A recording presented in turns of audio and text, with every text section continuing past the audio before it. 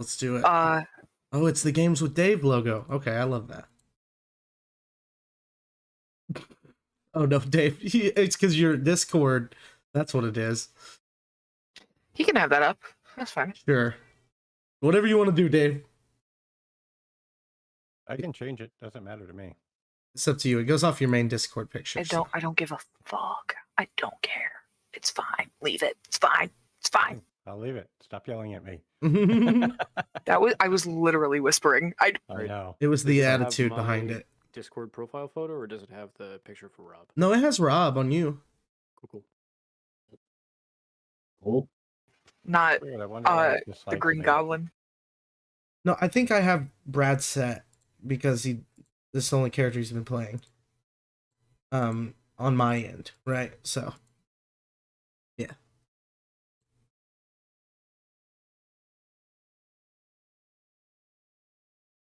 We're live. Ah, Yeah, we've been live. motherfucker. Hi guys. You said you were gonna combust. What did you want me to do? I still might. Okay. I will become a professional. Give me 2 seconds. Great, wonderful. Okay, let's begin with a recap of some of the events that have happened previously in this campaign. In the beginning, we started with a pair of friends that fell apart because of a misunderstanding surrounding a mysterious event in the Banshee Forest. Neither of them are with us currently. A wolf boy mended his relationship with his crush after accidentally revealing his monster side. A relationship got ruined in real time because of poor decisions and mismanaged magic. A cult somewhere is using some of you for their own gain, despite the damage it did to you, because I fucked up my tenses or whatever the fuck. All right. A man is promoted to a position of respect in a tall building the city will come to desperately need, whether they know it or not. An old wizard in an old house scrambled around trying to interpret the signs of what's to come, and the mayor looked in the mirror one last time before heading out on stage once again to address the city full of hidden monsters. Last episode, we had a citywide fog event that made places seemingly appear, disappear, or change as if they're in a different time. Rob woke up in the hospital after getting hurt, somehow doing whatever Rob does when none of us are looking, with Horatio sitting at the foot of his bed waiting for him. Amani bullied many passerby for their piss to conduct experiments on. With help from Horatio's camera drone, the gang finds out the focal point is around Elias's old house, where they... Not as if he has a new house, the emphasis was on the wrong part of that sentence. Focal point is around Elias's old house, where they met and spoke with a younger version of Elias, who points you in the direction of the demon Elizabeth that has been hanging around some of the Hallowell family. That being said, this episode is a filler episode, and the events that I have planned for today don't have to fit chronologically after the last episode. We didn't discuss what the plan of action was after the big revelations that unfolded at the end of the last episode, and I want to give you guys, my players, the chance to do with that information what you will. Like, for example, if you felt strongly that the Crystal Lady would have more intel for you after talking with Elias, and you wanted to meet up with her before doing anything else, I'm not going to deny you that. So 99% of the events that I have planned for today do not further the story narratively beyond what you all provide. First things first, we're going to start with Rob. Hello, Rob. You have been casually avoiding Horatio for a while. It's easy enough when you can make yourself invisible to one person or phase through solid objects and fly, Danny Phantom style. You're headed back to your van one night when you see, from a distance, there's a piece of paper trapped under one of your wiper blades. What do you do? Is this on my van? Yeah. I'm going to check out the piece of paper because I think I just got a ticket and I'm about to become an activist real quick. Okay. On the paper, there is a drawing of Icarus, or something resembling Icarus, with the bottoms of the feathered wings appearing skeletal with flames around them. And that is it. Nah, man, Icarus is such a misunderstood bit of imagery, because, and he's saying this to the wind, and he's looking firmly at the wind while saying this. At the direction the wind is coming from. Nah, man, see, because, Greek gods, right, very interesting time. See, because, Icarus, the only reason he flew off is because dad was a dick, right? If it was more about togetherness and love and, living in accordance with one another, I think he would have stayed and he wouldn't have floated too high, but, without a... And it's at this point that Rob realizes that he's trailing off to nothing, but still stares firmly at the wind to see if it looks back.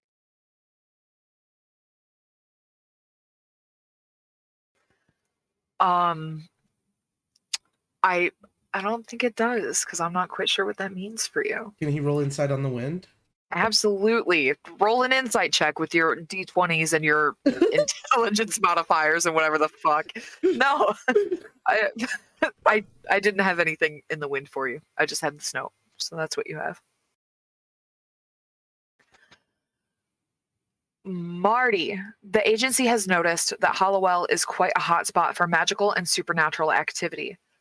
Impressed by your results so far, they've agreed to provide more resources for you to help keep the weirdness at bay. On the second page of your hunter sheet above red tape, go ahead and pick another resource the agency has provided for you. If you have an idea before the end of tonight's game, you can use it. Otherwise, it will go into effect starting next game. Okay. Hi, Axel. I hope work was okay. Yeah. Perfect. I have you next. Is that okay, or do you need more time? No, I'm good. Okay. In front of your bedroom door, there's a brown cardboard box with a stick-on bow and a bifold card labeled Axel on it. The box is not taped shut, just kind of crisscross, overlap, folded the way people do. Inside the card reads, "A welcome gift for an old friend's new friend. Weather's about to get real frosty. Can't let a friend stay cold. Signed, Deputy Gravitz and the boys." Do you open the box? Yeah. Okay. Inside, there is a pair of nice work boots, a long-sleeve sweatshirt, and a thick denim jacket with gift receipts, as well as one of those restaurant gift cards that's good for like 5 different chains, and a $100 grocery voucher for the local grocery store. Hell yeah. They're looking out for you, my guy. All right. Imani, you asked for piss, and I'm giving you piss. Okay? You've been collecting samples from random people around the city as you find them. You have the performer's pee and Axel's. Is there anyone else of note that you have managed to shake down for bodily fluids, or just a random assortment of people? At this point, Imani's really just trying to get like an open understanding of anybody. Like there's no like particular person or particular type of person just yet. She's really just going for NB that she can get. Oh, I like the new pop-up function that we're getting here. That's pretty good. You asked for piss and I'm giving you piss. Thanks, Brad.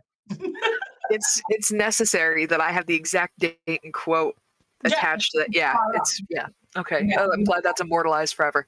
Mhm. The exact quote that I have written down is, "You asked for piss and I'm giving you piss, baby." So there's that. I love that. Okay.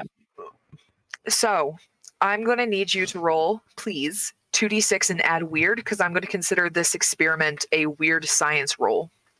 Weird science. 2d6 add weird. Let's go, baby.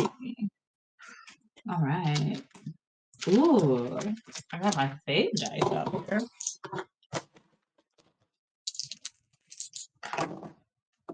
2d6 add weird. So we've got a 6, we got a 4, that's 10.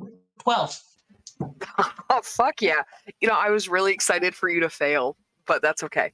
I mean, we didn't lie and say I failed. I'm totally down for it. No. If you get information, if you succeed, so I'm not going to fuck you over. Yeah, so you never know where it's going to lead you in story building, baby. Okay.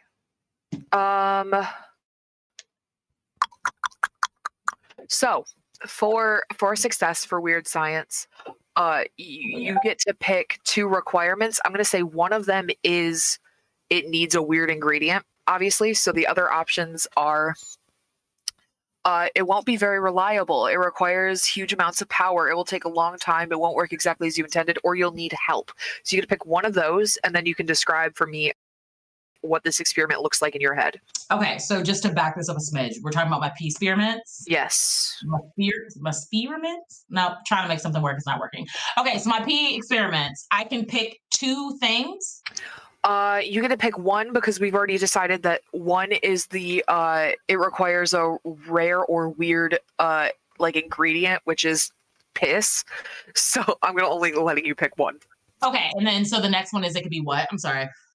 All good. I just have to fucking read. I was struggling with following with what we were talking about. No worries. So Okay. the other option is it won't be very reliable. It requires huge amounts of power. It will take a long time. It won't work exactly as you intended, or you'll need help. Does the team know I'm trying to do this? Can I ask if someone wants to be my P assistant? Yeah. Okay. So I am immediately going to like just try to have sidebar conversations with Axel and Don about whether either one of them would like to assist me in my P experiments.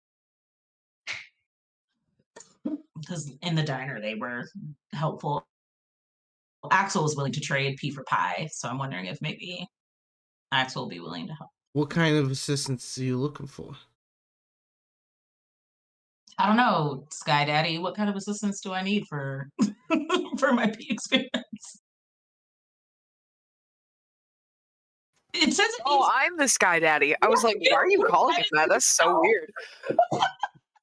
It's completely up to you. I haven't established a foundation for how magic works except for pop rocks and piss, apparently. So just fucking bullshit it. All right, I'm picking Don. If you're interested in helping me with my P Okay, look, experiment, there's you got two different options here. You got Axel. Axel? He's good at writing stuff down in magic, right? And like cultism and blood. He's good at blood. You good at blood, right? He is good at blood. He's not very talkative today, apparently. But You're unmuted. oh, there we I've been go. talking this whole time. There we go. Hello. Yeah, but I'm good with like the ley lines and like natural magic, like trees and shit. So yeah, whichever one you think fits you better. I'm to help you. Because like we started with the whole like, oh, this is melting silver type situation. So I mean, maybe you donate a little pee every now and again, or a little other fluids. Yeah, sure. Like blood, just to make that clear. Just blow it. sounded weird when it came out of my mouth. Okay, so you want Axel to take my blood and give it to you? Yeah, if you would be willing to donate blood so I can understand how this works with the silver, this would be a good plan. Are y'all down for that? Yeah. Yeah, it's just really hard to cut my skin. Like I take a knife and just. We'll figure out ways. Okay. But so we have Axel and Don have signed up to be blood and pee donators for me finding things for them. Cool. For sure. So that's what you need. So once you have the blood and the pee, what do you do with it to figure out what you need to know? Because I don't know what exactly you're trying to figure out. Obviously, with Don's blood, you're trying to figure out how it interacts with silver, which I was not prepared for. That's very cool.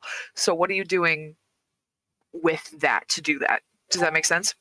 It does make sense, but I'm really not sure. This would probably be if we ever find a lake at some point today, when I'm talking to a mentor, we figure out what we're doing with it. But from my understanding about what needs to be done for my special spells and kind of like what I'm trying to do is find ways to protect Don from his silver sensitivity. And then if anyone else has any certain sensitivities, maybe finding some sort of salve or spray or something to help them gain some little bit of immunity to those things. So I might need to talk to someone at Bogwarts for assistance with that. Okay. Do you want me to hold off on the results information until then? Yeah, let's do that. Okay. All right. Last but not least, sorry, I don't have much for you, Horatio, today. But Don, it is Saturday around noon, and you've convinced Jessica to go bowling with you. So currently, you two are inside Just Bowl It, the bowling alley located next to Push It Real Good. If you guys are looking at the map, these are numbers 4 and 9. It's pretty empty in here, and the overhead music seems even quieter than normal, probably because the employee that got you your shoes looks like they had a late Friday night and would rather take an ice pick to their frontal lobe than listen to Gwen Stefani's Hollaback Girl or Beverly Hills by Weezer on full volume 3 times an hour. I did my research. Both of those were around in 2005. There's a tiny voice in the back of your head telling you to wolf out just one arm and throw the most killer strike this girl has ever seen. But even if you wanted to, you couldn't because of her bracelet. So Jessica comes up to you after knocking down the last of her pins for this turn and says, "Hey, I think I might actually be pretty good at this. We can like take the bumpers down for the next game, maybe." Oh, yeah. Yeah, I don't need those either at all. Cool. Okay, cuz like kind of want to kick your ass, not going to lie. Yeah, you're pushing 200s, huh? I didn't I'll even know get I to was good triple at this. digits. Watch. That's adorable. As you guys are having fun, you begin to hear a noise that sounds like crying and screaming from a baby, but if the baby had something wrong with his throat, and then there's scratching like nails on a wall. And then it goes away for a few minutes, and then it picks back up again louder and louder, and then there are thuds like somebody is banging loudly against a door, and it seems to be coming from the women's restroom nearby. What the fuck is going on? I don't know. Like, I thought maybe somebody was like having a bad breakup, but then also like, why are you at the bowling alley? Yeah, strange. Let's go investigate. You have to open the door. That's against the rules for me. I mean, like, okay, I guess. Stand right outside and look in like, hey, is everything all right? Okay. Jessica opens the door and immediately is bombarded with a cat. It's a cat the size of a medium-sized dog, actually, just kind of like fucking buff-ass cat. And it smells horrible. It's rabid almost. It's got glowing red eyes. Cat is pissed and like spazzing out in front of you. What the fuck? Jesus Christ. Hang on. I'm gonna grab the cat. Okay. The cat's gonna try to fucking scratch you if Okay. you don't do something. Yeah, no, that's fine. I'm gonna grab the cat and point to the screen at the bowling alley and say, "Oh, holy shit! Look at that animation of that bowling ball over there, Jessica." She'll look. And I'll teleport away with the cat. Okay. I don't think that's a person. I don't know if you have to roll. Where do you go with the cat? Probably. Where would I go? The forest. Okay. It is 12:15 on a Saturday afternoon. The sun is above you. You are in Banshee Forest with a giant rabid feral cat thing. I huck it towards the moon spot and say, "Hey, cops, there's something going on here," and then I teleport back.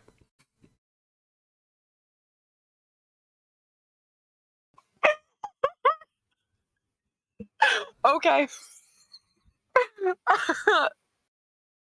I'm sorry, that's so good. Okay. Jessica's waiting for you. She's like, where did you go? I looked at the thing. There wasn't an animation. I thought there was an animation. I You don't said know what it was. I saw an animation. It was crazy, actually, as well. maybe they turned on the glow bowling, but like it's noon, so. Yeah. We should get out of here, probably.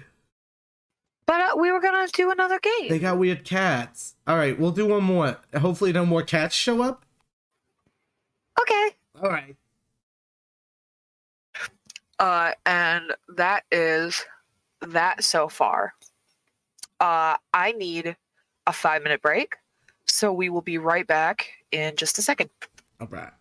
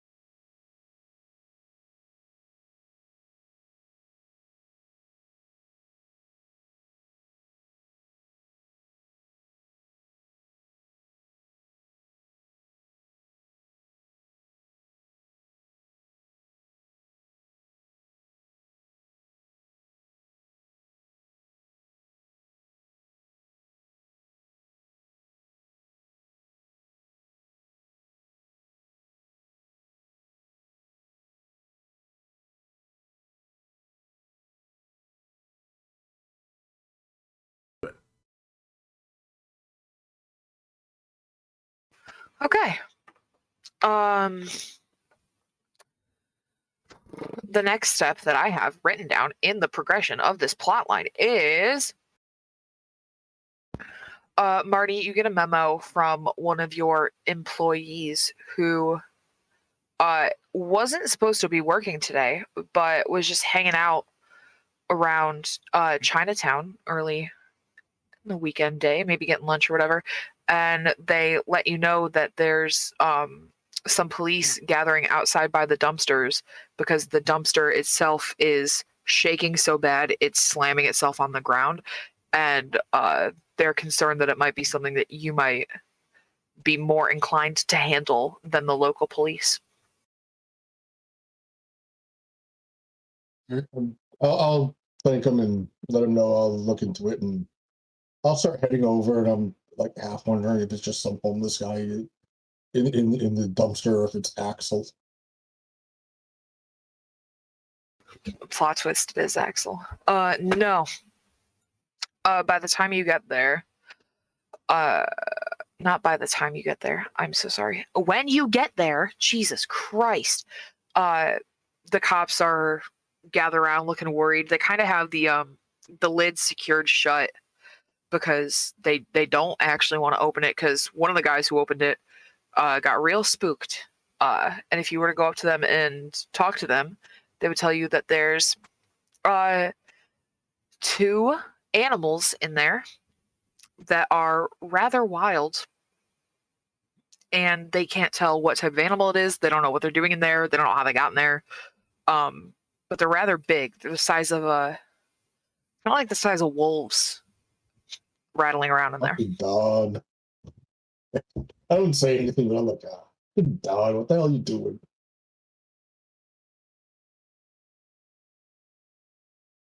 Where you go from here is up to you. All right, I'm gonna go ahead and see if they've called. I assume that they've called animal control. Yeah. Um, They are on their way. Mind if I take a look? As I'm like already walking towards the dumpster. I mean, like, I wouldn't, man. Shit, that you better be ready to secure that lid shut again because those things were strong. And the whole dumpster like shakes again. Okay, I'll walk up to it and be like, Okay. Like, Don, if that's you, shut the fuck up. It does not shut the fuck up. You hear yipping noises that are kind of garbled and aggressive. I'll go ahead and open the lid and be ready to deck whatever it is that I'm assuming it's about to like lunge at me and try and bite me. Yeah, probably. I will have you read a bad situation, I'm gonna say, for rolling plus sharp for this one. Oh, that's a good sign. I rolled 10 on the dice. Shit. So 12. Shit. All right. On a success. I don't know. Ask me questions. The questions probably being like, what the fuck is in here? Yeah, I'll start with that one. Okay. 2 very large, abnormally large coyotes that are missing patches of fur and frothing at the mouth are in this dumpster. Okay. So this looks like it could very easily be rabies. Yeah, if rabies made coyotes 3 times the size that they normally are. Frothing at the mouth. Mm-hmm. Like, okay, we'll close the lid back. Does it look like it is like supernaturally wrong, or does it look like it's just they're like half coyote, actually half coyotes and bred with like really big dogs, like mastiffs or something? You know, since you rolled a 12, at first glance, you could easily write this off as like, wow, these guys are eating too many cheeseburgers or whatever. But their eyes are glowing an unnatural color of red. So you Okay. assume that it's magical or some sort of supernatural. Okay. I'll go ahead and, after closing the lid, and step back and text.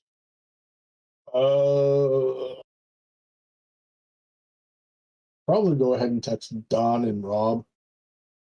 Like, hey, got a bit of an issue over at this address, and couple of coyotes. Somebody been pumping some funky steroids into.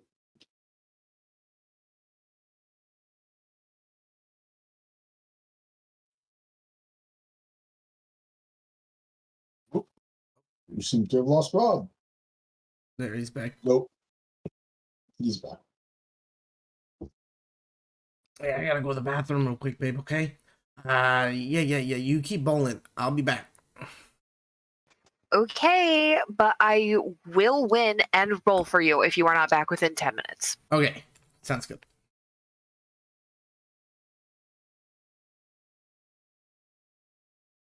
In the distance, you hear a motorcycle on its way. Nice. Yo, what's going on? Rob, all I can think of is Rob's on his scooter and it's got a big boombox with motorcycle sounds. That's funny. Don has a scooter. Rob does have a motorcycle. That's Okay, funny. Okay. I take it that Don like appears. Please tell me you Yeah. don't like just appear in the middle of like everybody. Yeah. It's right in front of you. Yo, did you guys see this guy walk up here?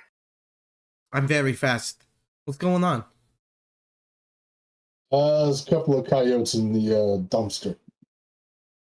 About the size of About the size Roddy's. of... Okay. Yeah, I had a giant cat try to attack me. I threw it at the moon circle. You want me to do that with these guys? I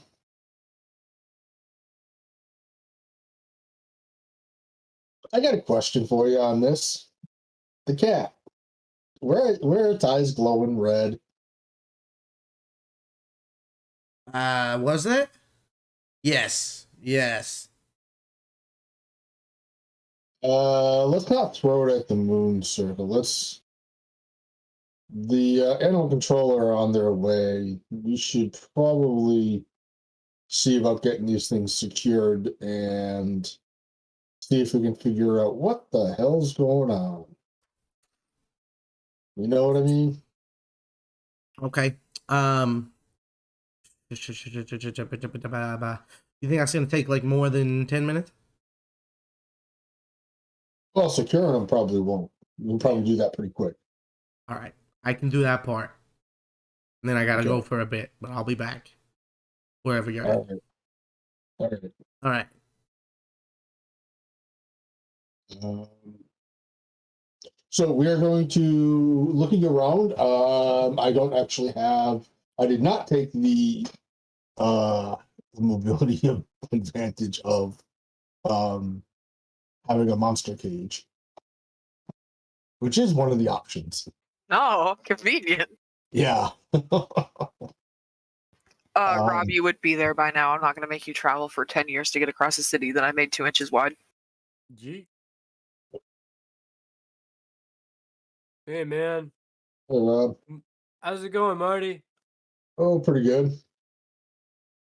So we got a couple of coyotes in the dumpster. Coyotes in the dumpster, man. I didn't know they climbed that good. Yeah, they got into some weird steroids or something, you know. What kind of steroids? Did they say who they were buying them from? Weird steroids. Weird steroids. So You can hear the capital W on the weird. look, man, I'm not gonna lie. I think the likelihood that a coyote got into that and ate something is lower than a rat getting into it and turning it into a coyote. Like if all things are equally crazy, you know. Okay. Like I'm starting to think we're dealing with something that's like a potion of like enlargement or a potion of transmutation or potentially a like ritual or placement based summoning. Like have we checked the dumpster for sigils? Has it been checked for runes? Rob's gonna look back at the wind and then back at Marty. let me go get Axel. I'm gonna teleport to Axel. Okay. Horatio, if you were keeping tabs on your job here, you would probably have seen him take off in his very loud motorcycle at some point. And you could follow him here and be here at the same time Axel probably gets back if you're doing that. That works. I am going to see to it that we, since Don has this habit of appearing and disappearing, step into like an alleyway or something that's out of generally a little less out in the open. That's fine. Okay. Cops are like, okay, I guess we'll take care of it then. No, just keep people back. Doing good. Yeah, you asked. So, look, I'll actually look at the dumpster, see if there's any markings on the outside, kind of thing. No intentionally drawn markings that look magical. There's tags, stickers, stains, rust, but nothing that you recognize as sigilly runic stuff. All right, so I'm suspecting that whatever happened probably didn't happen in view. Good. Especially with Don saying something about a cat. So I suspect that when he gets back, I'll ask him some more about that. Okay. Fair assumption. Makes sense to me.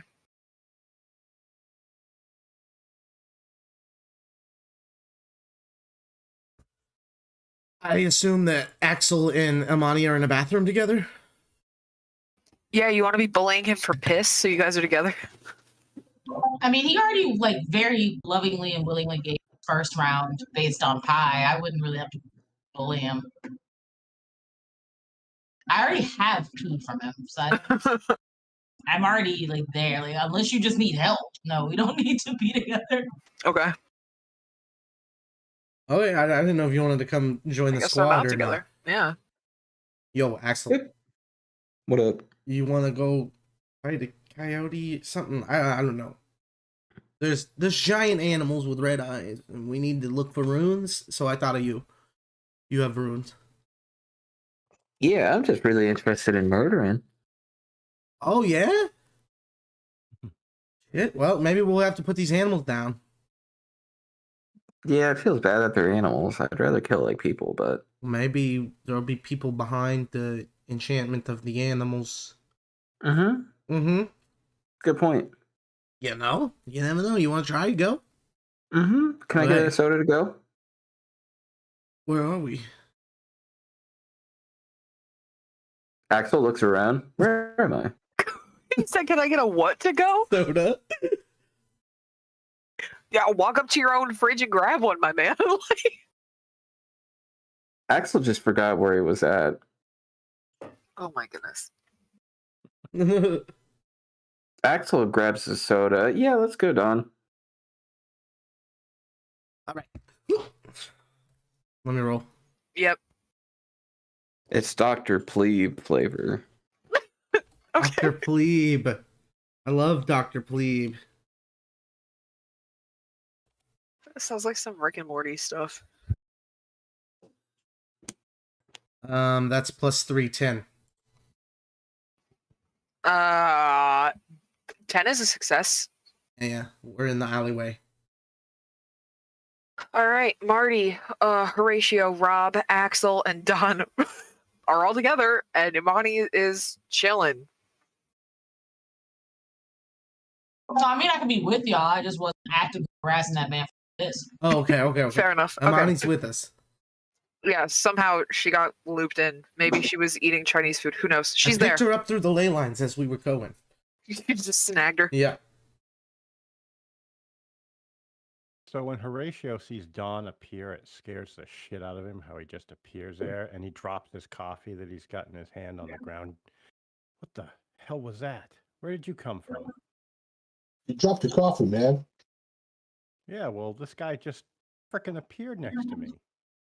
No, I Yeah. didn't. You were looking with your eyes are messed up. That they are. There you go. treat your coffee better than that. Sorry. Look, it's best to not question what I do, Yeah. okay? I lean in and put my hand like up to my mouth like you just did. I'm like, okay. Cool, cool, cool, cool.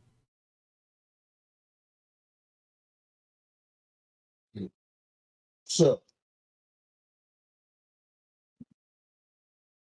Don, you said you saw a cat like this. Cat, red eyes, big, scrungly. Scrungly? Scrungly. That's some new millennial term or something. Look, I'm no millennial. I'm a Gen Xer through and through. You know what I mean? No. In 2005? Yeah, in You seem already 2005.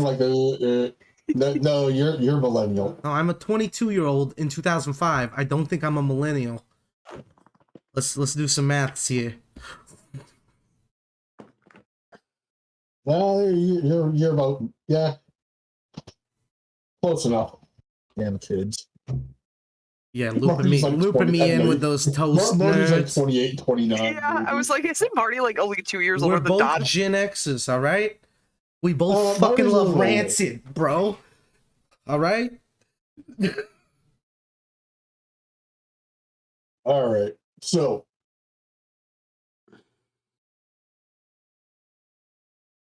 where did you find the cat? Bowling alley where I need to get back to, like, in 3 seconds. All right.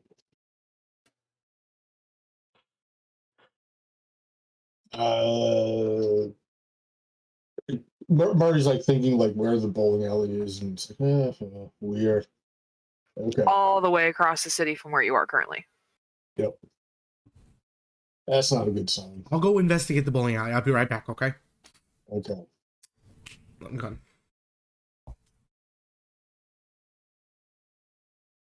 Horatio turns to say something to Don.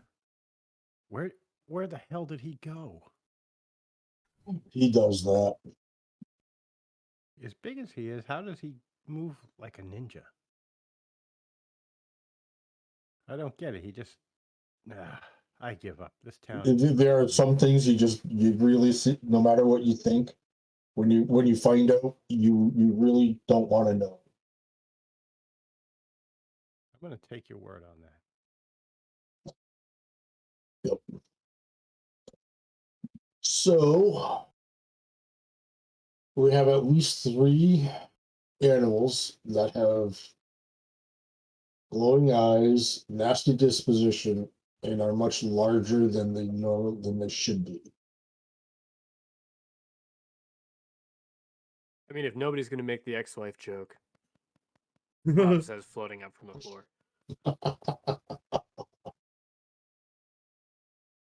Yeah. So, like, are we to the bottom of this? Is that what's happening? Yeah, well, I mean, we got 2 coyotes that have grown larger than they should be. I mean, almost big enough to be. Look, they're probably going to say that they're wolves when animal control gets a hold of them. Except the whole glowing eyes thing. You know, red glowing eyes that's a bad sign. So probably should take care of this before animal control actually gets here.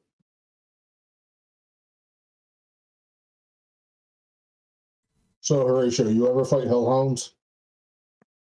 Can't say that I have. What the hell is a hellhound? No pun. A coyote the size of a Rottweiler that's got glowing red eyes. Yeah, it sounds kind of like me on a Saturday morning. Waking up with my eyes all red.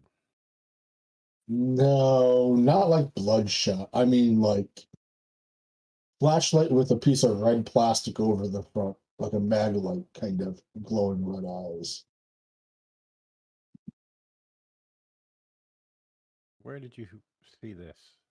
This place is starting to weird me out. He looks over at. I assume that the dumpster is still like shaking and rattling and bouncing around and whatnot. He's Oh like, yeah, these dudes are not chilling. They're shaking this thing like a Mighty Beans in a 2006 commercial for children's toys. he's like, he looks right at the dumpster that's like doing all this, and back at Horatio, he's like, take a guess. Yeah. I guess they're probably in there, huh? Yeah. Horatio will walk up and kind of slowly lift the corner of the lid. I'll walk up with him. Okay. Roll a d6 for me. No.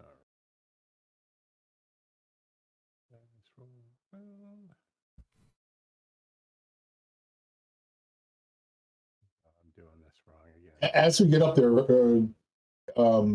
Marty will actually quietly like say something like, "Hey, when you get up there, say, yeah, definitely a rabbit," nice and loud so the cops hear you. I got a 1. The 1 is the one number you did not want to get, my friend. Unfortunately. One of these coyotes. It's regional, right? How you pronounce that? Fuck it. Bears its head out of the flap of the dumpster lid that you lifted up from removing the brick or crowbar, whatever was holding it shut, and takes a bite and actually gets the meat of your forearm in its mouth. And you have to shake it off. But you do take 1 point of harm, por favor, from this guy. Son of a bitch, that thing. What was that? That must have been the, and he does air quotes, hellhound you were talking about. Marty just looks right at you, looks at the cops that are like 20 feet away. He's like, yeah, you really need to like learn to not say shit like that out. And he's like kind of quiet so the cops don't actually hear him. But you need to like not say shit like that out loud. Say fucking rabid coyotes. Well, yeah, that's what they are. They're not hellhounds. He says it Okay. again with air quotes. Hey, be careful over there. Animal control's still 10 minutes out, okay? I'm not calling an ambulance for you. Frickin' thing. Dude's gonna need one. The freaking rabid coyote just fucking chewed on his arm. Fucking hell, man. You bring in the extra guys, and this is what happens. All right. So looks at Horatio. So I suppose we probably should have to just put them down.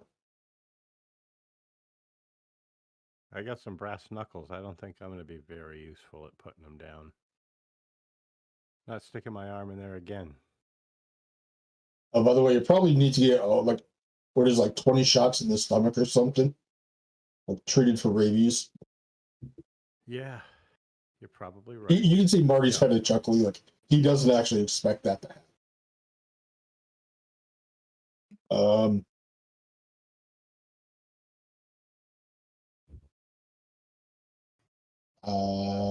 The cops will all let right. you know that they did call an ambulance because of the bite, but they're not happy about it. That's good. We're gonna wrap this up quick. All right, man. Back at the bowling alley, Jessica says to you, she's like, "Hey, you've been gone for a minute. Does your stomach hurt or something? Do you want to call it a day?" Oh yeah, that'd be great. It's not that my stomach hurts. It just work stuff got me stressed, you know. Not like our work, my other work, you know. Nah, yeah. Yeah. Okay, well, I did thoroughly kick your ass, so we could definitely do this again. Okay. Yeah, for sure. I can like, take you home. Hey, Okay. let's go get your shoes. We swap Okay. shoes, and then I give her a big hug. I tell her to close her eyes.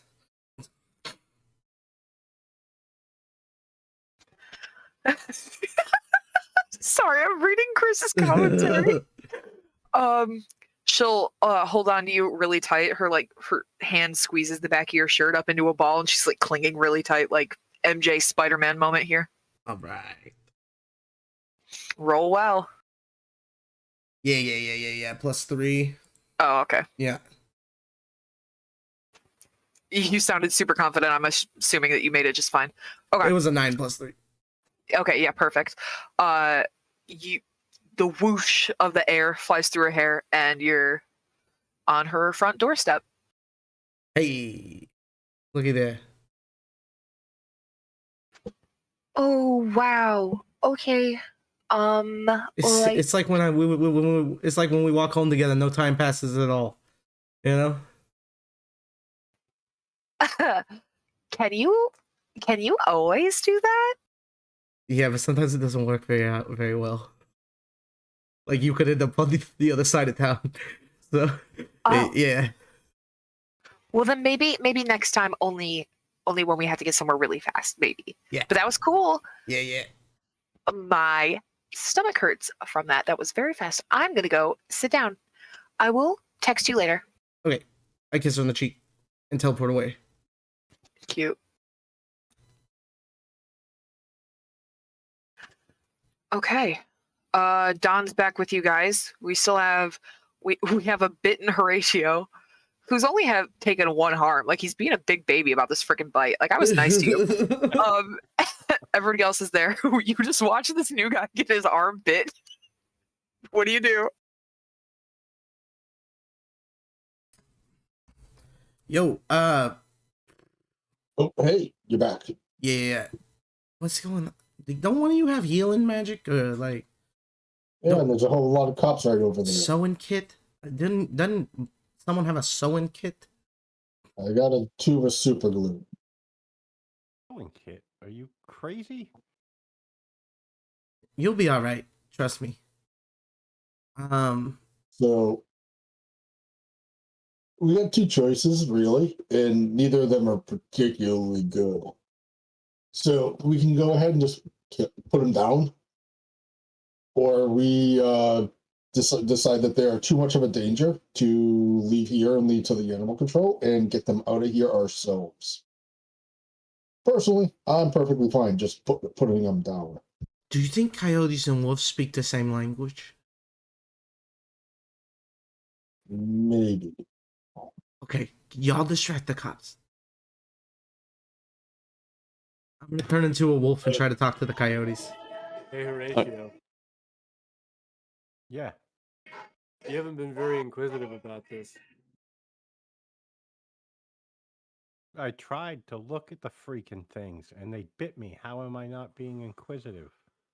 I tried to You know, if you investigate. eat soup, you will poop. And I think if you put your hand towards a coyote, it'll bite you. Now, I don't really think you've gone the extra mile here. And I need to know what you know about these hellhounds. Because for me, bud, you're a wild card, man. Like, I'm trying to, like, trying to ride the waves of reality, man. You know, it's a big time. And I look in your eyes and, what I see is a mystery. And I can't say I find it comforting. It'll be okay, Tony. This guy didn't answer my question, by the way. All right. No, I'm not worried about it. No, this man just knows a little too much about this. I got freaking bit, man. What do you want me to do? I mean, I don't know. I'm just curious as to what you know about hellhounds. You haven't answered that for like.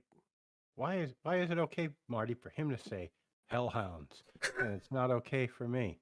Because he knows I say whatever I want, and I'm a pain in his ass if he tries to stop me. See, because he's a very nice man. Marty's a kind guy who really looks out for people, and he goes out of his way to not. Marty's trying to like nodding his head. He's not like he's got that like he's a fucking pain in the ass look, like look on his face like yeah. He's not a man of impartiality. Yeah, he's a pain in the ass. Most of these guys are. I am not getting paid enough for this job. How much are you getting paid for this job? I'm genuinely curious. And by whom? Enough. But I told you the last time that I met up with you, I don't know. These are all the questions I had. Sorry, friends. I'm just having a raw moment. Yep. Hey, do you know where I can get a coffee around here? Do you coyotes speak wolf? I'm speaking English as a wolf. That's beautiful. Growling noises happen. Little bit of yips, little bit of like garbage disposal noise. That was gross. Turn back into me. Can I get anybody who is willing to distract the cops to roll, please? Yeah. What All are right. you gonna do? I'll definitely ask I'm him. gonna roll. No, Let's what's see your what plan happens. to distract the cops before you Whenever roll? I roll, well, I'm gonna decide based on how. Oh, okay. I'm okay with that. It's 1d6, right? I like doing it the Justin way. Always You can two. roll 2d6. Yeah. Always two. Is it? Are you helping him, Amani? I was gonna ask them for P. So I mean, it's Okay. Do I? I will consider that a help out. So can you roll 2d6 to help, and then we'll see Yeah. if we can add that to Axel's roll. Okay, so Do I add anything? For distracting, I'll let you roll weird. I'll let you add weird. for help out, I I was in a You add cool. Money. it was a 6 and a 2. Okay, 7 you grant +1 forward, but you also put yourself in danger. That was inevitable. Okay, so you can add 1 to your roll. What's the tech? It's What's the /R. /R space 2d6. Do it slower. Excuse me? Do it slower. Okay. /R space. Oh my god. Then wait a second, and then 2d6. You'll see like /R if you're in good space. I click on the Press thing that says command. command. I don't think I did that right. You just did 26. There you go. Plus your weird is 11. right? Max. Yeah. I got max weird. Not yet. Unless you took that. Did you take an advanced improvement to get Yep. +1 week? Oh, okay. So he's got a 12. He got a what? A 12? Oh shit! Yep. With the +1 or with? 13. Oh, 13. Yeah, They're let me distracted. actually. Do whatever you want. Yeah, I'm literally just gonna ramble on, talking about anything and everything. Okay. Now's the I time. will take. Yep. Time is now. Sing your song. What was that, Amani? Oh shit! I didn't. I'm sorry. I'm eating snacks, and I'm just really over here above table having a great time with my life. All right. Sick. I'm so There you sorry. go. No worries. I just Very wanted to good, make sure very that you good. were talking if you wanted to. Oh no, I'm just eating these snacks real loud. That's it. Cool. Okay. Cops are distracted, so that's great. So they don't catch you being a full ass wolf in the middle of this alley. Wait, do I get to ask them for P? Because I did do that. Though. I mean, like the help out worked. They're God. See, that was a roll to help, right? If you genuinely want piss from them, it's gonna require like actual convincing, or are you just trying to be a fucking freak? I'm really just trying to help with the distraction. I mean, what's more Okay. distracting than someone randomly asking you for P? No, I'm a scientist. I promise. I promise it's for science. Here's some other P for you to look at in case you needed receipts about my scientificness. Here's 9 samples of P. You see the varying hues? Lady, all this is telling me is that you're a little bit of a freak, which isn't weird for us, but I'm gonna need you to step back. First of all, it's science, but okay, fine. Anyways, will you contribute to science? I'm trying to help the less fortunate. I'm gonna have to say no on this one. I got a job to do. All right, that's about all I got. Bye. I'm gonna try. Hopefully that got 32 seconds. Whatever Don needed to say. Hey, you guys speak wolf? Mhm. No? Fuck that. What do you want me to do with these fucking coyotes? You got a place you can lock them up? In my bedroom? Okay. Yeah. Let's get them out of here. Then I will come up with a cover story to get them out. All right, I'm gonna try to teleport these coyotes to my bedroom. Stay there. I'm. I can take okay. 2 people, and you let me take 1 Yeah. cat. Yeah. I'm gonna have you roll but add tough instead to see how much they same kick your number. ass along the way. Yeah, same number. I'll actually type in the plus this time. 11. All right. You make it to your house and you are able to put them in a room. You only take 1 harm because there was not a possibility you getting out of this unscathed. I was just seeing how fucked up you got. But do you I have take the 1? Because I'm immortal and suffer 1 less harm? okay. Oh, they rip your clothes, but not you. Okay. Okay. Your clothes have a little bit of tear in it. You got these 2 coyotes in here. If you don't do something very, very fast to keep them in here and you out of there, they will attack you. Yeah, no, I'm gonna try to get out and just like board up the door with a chair, one of those under the handle situations, Okay. and hope that they don't step on a gun that I forgot to put the safety on. Fucking apparently. You know? They're just everywhere in your house, I guess. Yeah. Which room are you putting them in? My bedroom, the top. Your bedroom. There's 3 stories. Mine's the 3rd story. Okay. So I'm at the top of a stairwell with the grabbed a chair and jammed it up there. Okay. These coyotes are stuck in Don's bedroom now. Marty told me to stay there, so that's me. Until I get a text. I'm going to let the cops know that after looking at them and confirming that they do appear to be rabid, and my friend here has been bit, so we need to accelerate this situation quickly. And if the animal control is still 10 minutes away, we need to get this taken care of right now, and we will be getting them out of here. And I will go ahead and when I opened it up, did it look like there were bags of trash and stuff in there? Only what wouldn't get caught up in the last dump, basically. So anything that like somebody walking by would have thrown in there. So Yeah. individual loose boxes and bags, but not full bags of trash. Okay. Also, animal control would be about 3 minutes away now because you all had to distract and have a conversation. So okay. I wanted to get this taken care of before they get here. I am going to go ahead and let them know that I'm going to go ahead and get these animals out of here. And I will pull my vehicle up. I'm assuming based upon this, it's probably not just like a Ford LTD Crown Vic or something like that. It's probably more of along the lines of like a van or some sort of SUV. I was picturing like a white van but black with like a generic logo on the side that just says like professional vehicle or something. So people are like, they're doing business and definitely not creepy. And it's got a Dodge Viper Yes. engine in it. Yeah.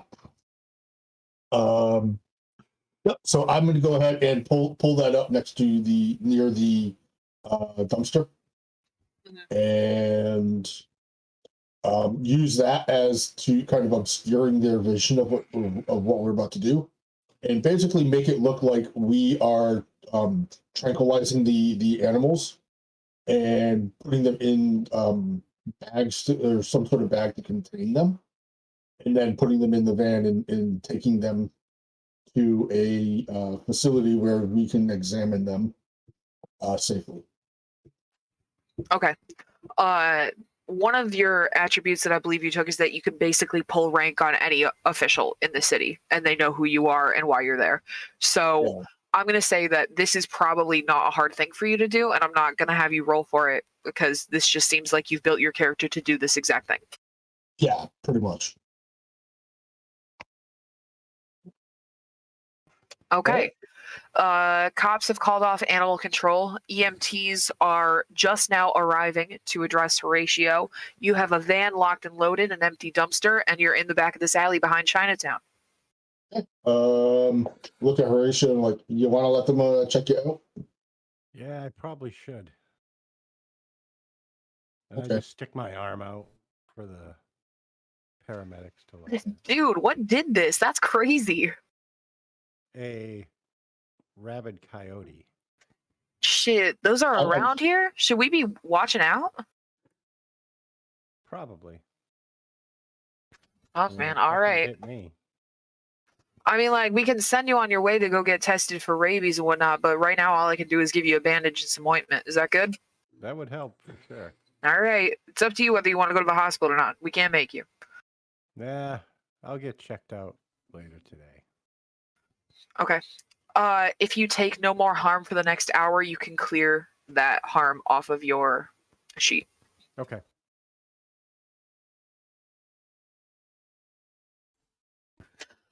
They ask around, make sure nobody else is hurt, and then they get the fuck out because they can. I don't fucking know. All right. I'm going to head out. Let the cops know that I'm taking these animals to a secure facility where they can be examined and tested to determine what strain or confirm that it is rabies, because the lab testing has to happen. Yada yada yada. And he kind of does that, like, yeah, I've seen this. I've seen it before. This is rabies. But the labs need to be done. So we're gonna go get that started, and we will go ahead and call it a day. And yeah, man, the closer we get to figuring out this shit, the more we can handle it next time. Am I right? Yep. I mean, I could use a coffee. They fuck off to the diner across the street. But right before they do that, there's some feedback on their radio. It sounds like somebody's calling something else in. And Don, you actually get a text from Jessica that says, "Hey, there's a whole bunch of cops in the cemetery behind my house. Have you heard anything about that? Is your friend over there?" I'll text you back. It should be fine. Just don't look out there anymore. Don't look. Why? Just because, what if the cops see you looking, they think you're a suspect or something, you know? Just, Oh shit. I Yeah, would just you're right. hang out. Don't worry about it. It'll go away, trust me. Okay. I mean, they brought a big truck, but I'm gonna close my blinds now. Big truck. I'll text that to Marty. Yo, I don't know what the fuck is going on, but somehow there's a bunch of cops at the cemetery behind Jessica's house, and they have a big truck. Maybe those was dead animals. That's what I put, exclamation point.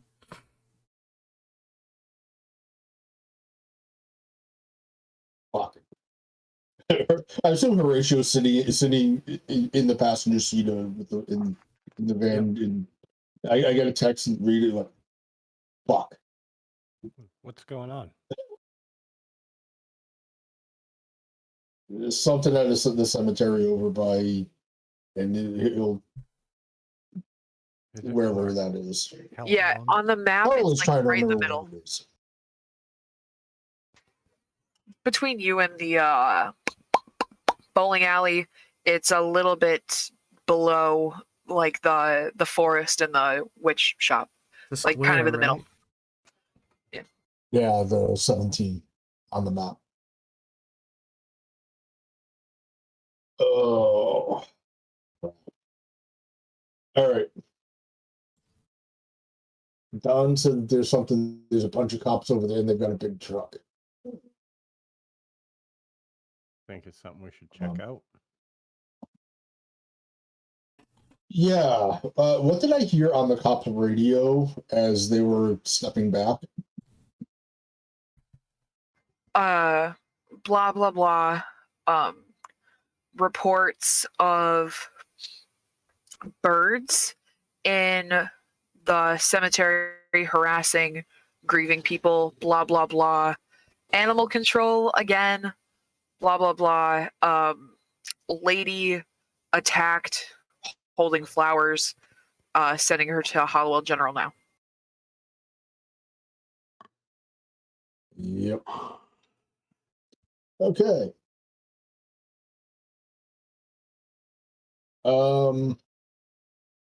All right. Well, you heard what the cops are saying. Something's going on with birds at the cemetery. Now Don's saying that there's a big truck and a bunch of cops over there. You think they're hellbirds? Yeah, probably. Man, these fucking hellbirds, am I right? Man, they're just like fucking Tijuana. Like 7 days to die. Okay. Fuck those fucking birds, I swear to God. Oh my God. Sorry. I love 7 days. Sorry. Okay. So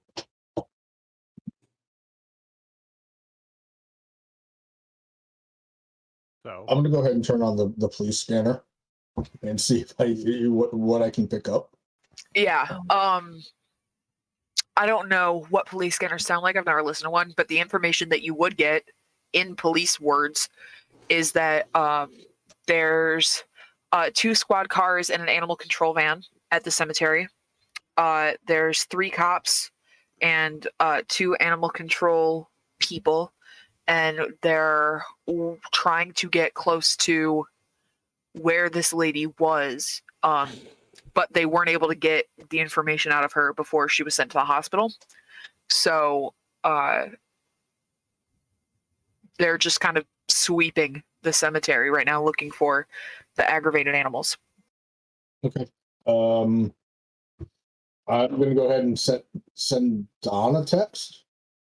I'm looking at. I'm gonna also look at like Axel and Amani and Rob and be like, so what you guys up to? You want to go for a little fun joyride? Mm-hmm. All right. Yeah, I mean, who knows what adventures I'll face along the way. Let's do it. Giant birds with glowing red eyes. All right. So the burial grounds. Any of you need a ride?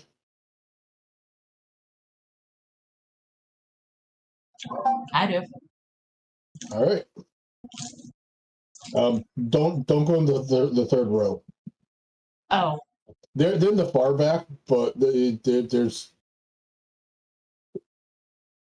those wild rabid coyotes are back there, and I kind of like glance around to see if there's any still cops nearby within earshot.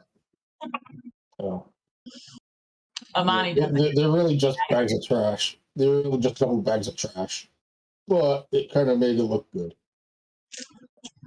Okay, Amani is like hearing you and nodding, but she's not picking up what you're dropping at all. But she's gonna go ahead and climb in. Shit, there's coyotes in this van? Weird. Anyways.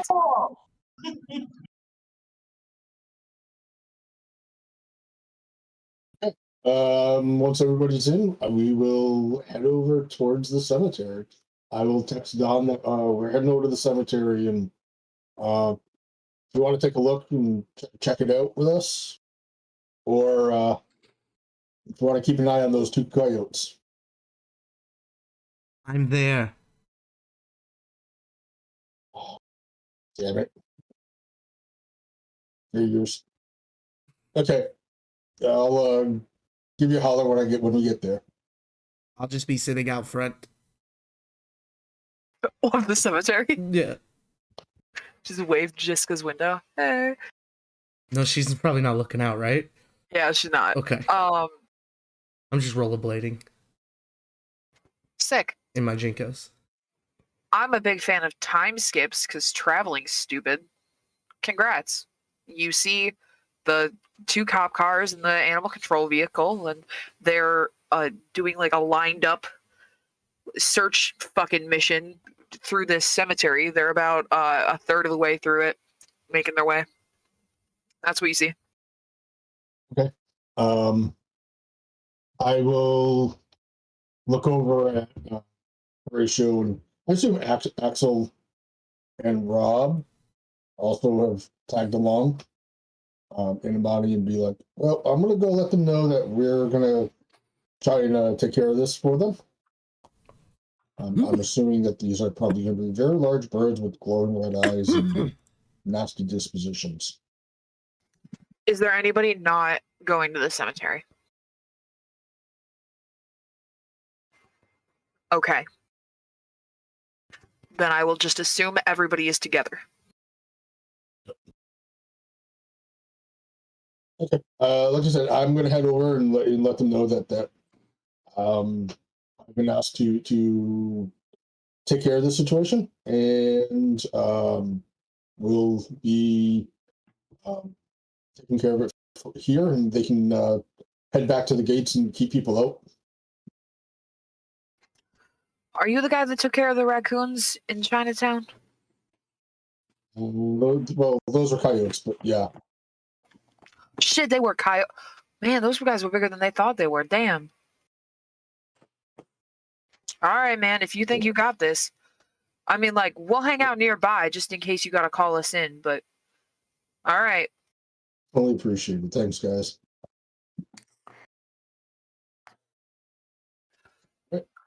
Okay. Voila. Abandoned cemetery. Okay. Um, looking at where they were and which direction they were moving, I'm going to basically continue the pattern, looking to see if we can spot where these birds are. Okay.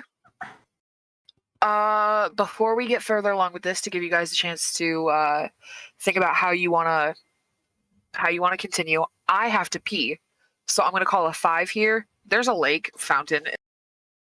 Fuck it. There's a lake of piss.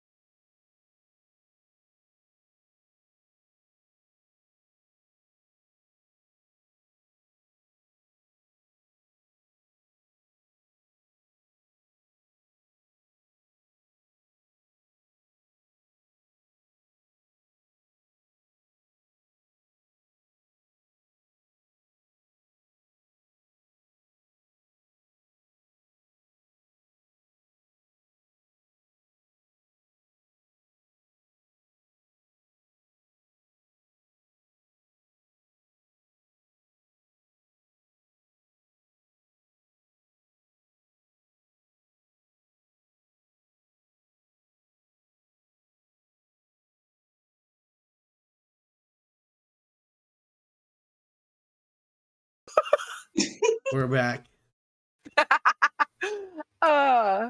Okay. I left you guys. You have freshly arrived to the cemetery that is now devoid of police officers, but are nearby if you need assistance from them, which I doubt.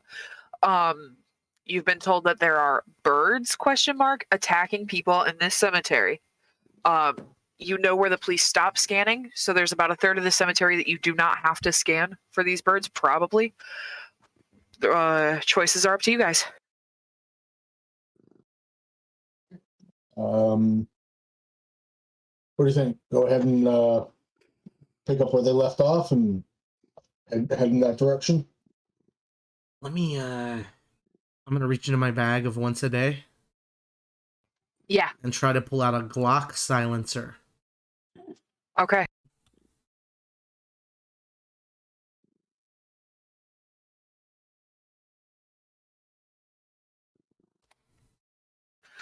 Once per day, when you reach in for an item, roll plus weird. It cannot create specific items. You cannot retrieve anything from the bag would be too large to fit in I it. failed. Oh, shit. On a fail, you get something useless. You now have a handful of tongue depressors. Here you go, Marty. I This is tongue exactly what I depressors. was looking for. Hand them to Marty. You know what to do with those. Install. What was that, Amani? Oh, I was saying, don't tongues already have to go through enough? Why are we depressing them more? Marty kind of like looks at the handful of tongue depressors for a couple of seconds, sticks them inside his like inside pocket of his coat. Great. Okay, so let's go and see if we can find some birds. All right. Yeah. So you're just gonna copy the police formation, like all of you stand in a line, and you just start walking. I don't know about necessarily a line, but I mean, my intention is probably the birds are going to probably see us well before we actually see them, unless they're like flying up in the air or something. Which means that they're probably going to go ahead and try and attack us. So I'm going to keep an eye out for that. Okay. They're not currently visible to you up in the air. That doesn't mean they weren't or they won't be, but the police were walking this way because they couldn't see where they were at. So they weren't in the sky and they aren't now. But it's good to know that you are keeping an eye out. God damn it.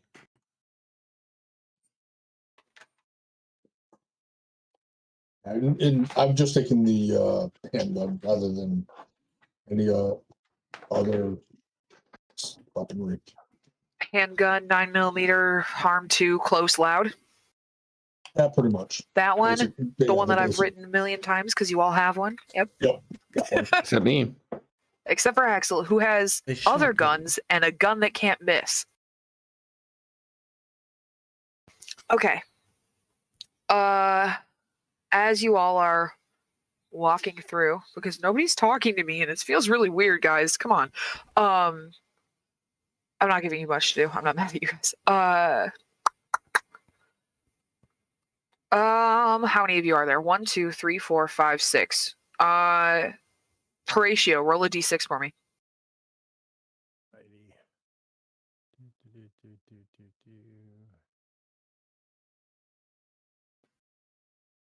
There we go. Roll.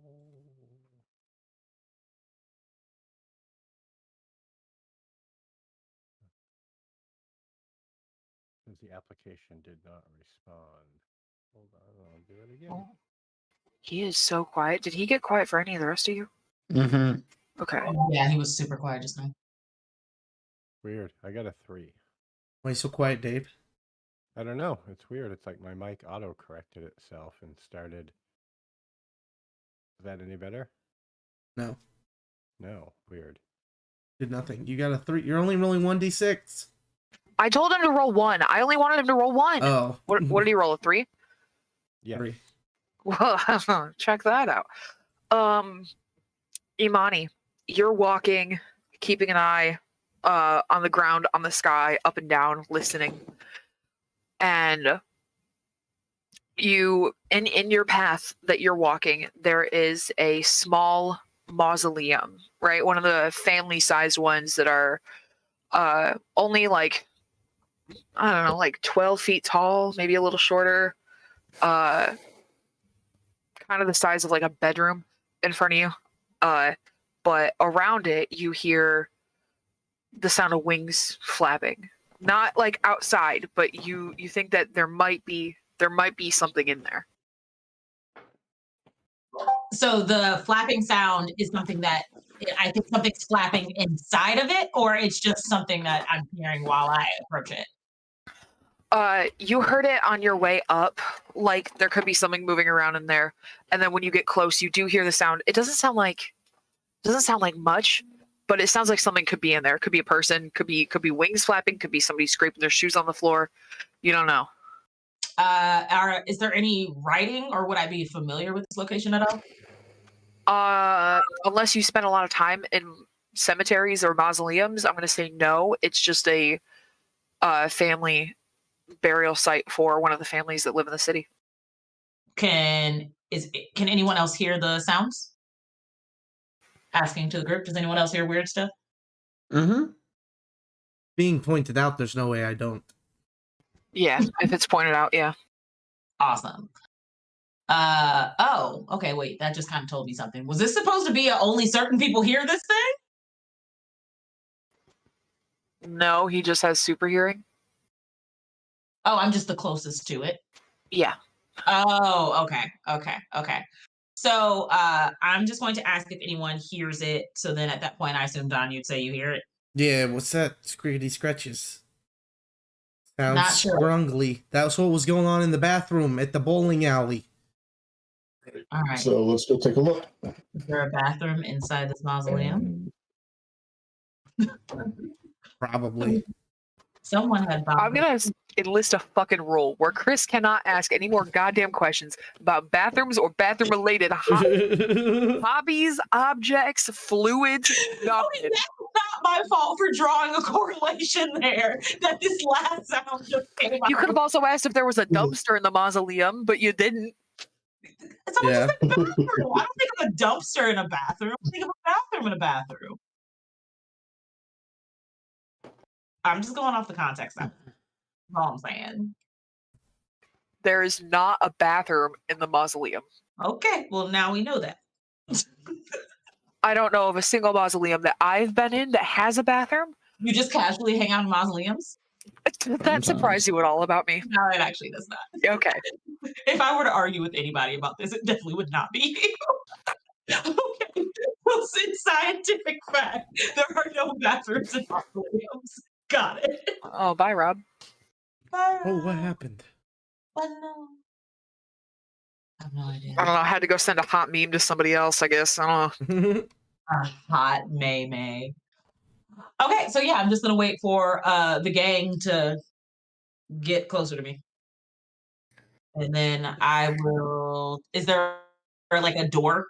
Like, is there a door that can just like open? Yeah, it's a set of double swinging doors. You have to lift the handle and push in, but it's like it closes for safety. I don't know fucking why from the outside, but it does. Spooky City. There's like a little latch, but you can easily lift it up, push it in. I'm gonna do that. If you want, you can read a bad situation here, which is 2d6 plus sharp. I mean, I don't want to, but you're suggesting it, so I will. I want Imani to just be that unaware that this is something that you probably shouldn't just go barging into. But let's roll. Let's see. If it's within character and you wouldn't, and you would just walk in, would you fail? Snake eyes? Nice. With no sharp. Yeah. So, Marty, when she says that and points out the mausoleum, Marty's like starts like drawing his gun out, checks to make sure it's ready. Like safety's still on, but like everything's ready. He looks up and she's already doing whatever is about to happen. Yeah. I'm right behind her with my head turning into a wolf head. Okay. Wait a second. I have a. Okay, no. I didn't have a question because I asked this question before. We're fine. Okay, you have a wolf head. She's walking into this thing. Snake eyes, no sharp, rolling nothing here. That is a gift, a pure, beautiful Christmas gift that you have given me directly. So you lift open the latch to this mausoleum door. It's it swings open easily. The caretakers seem to take great care of this place. There's a couple leaves on the ground because it is November, but other than that, like the grass isn't too tall. Everything looks great. The doors swing open, no creaks. And then as soon as the doors open enough for you to fit, 3 very large bats, the size of bald eagles easily, come flapping directly in your face. Neat. Do they look Amani, familiar? I'm sorry? Do they look familiar? Like, do I recognize them from school? Yeah. Like, I would maybe this big spooky ass bats really kind of vibes with bitch school. That's true. These bats have not seen an ounce of misery in their life. Wow. They are, one of them has like a broken wing, and they all have glowing eyes, which you can definitely see when they're swarming at your face. But probably not the rest of the details, which everybody else will see, which is that these guys look beaten up. Like their wings have holes in them. They do not look good. They could probably still be alive and not undead, but they're not having a great time. They're also fucking huge. Their wingspan is just maybe a couple inches short of your guys's. They're big. Imani, I'm gonna need you to take 3 harm from these 3 bats Oh. attacking you directly in the face as you open this door. Oh no. Yikes. All right. Yeah. All right. We're getting started.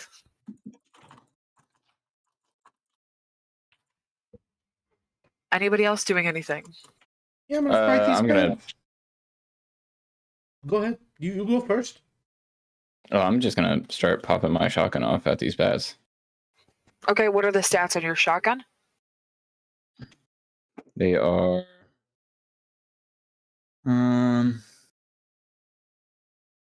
3 harm, close, messy load. Okay. Roll to kick some ass for me. Is it 2d6? It's always 2d6, unless I specifically ask you to do otherwise. Yes. It's 2d6 plus tough, please.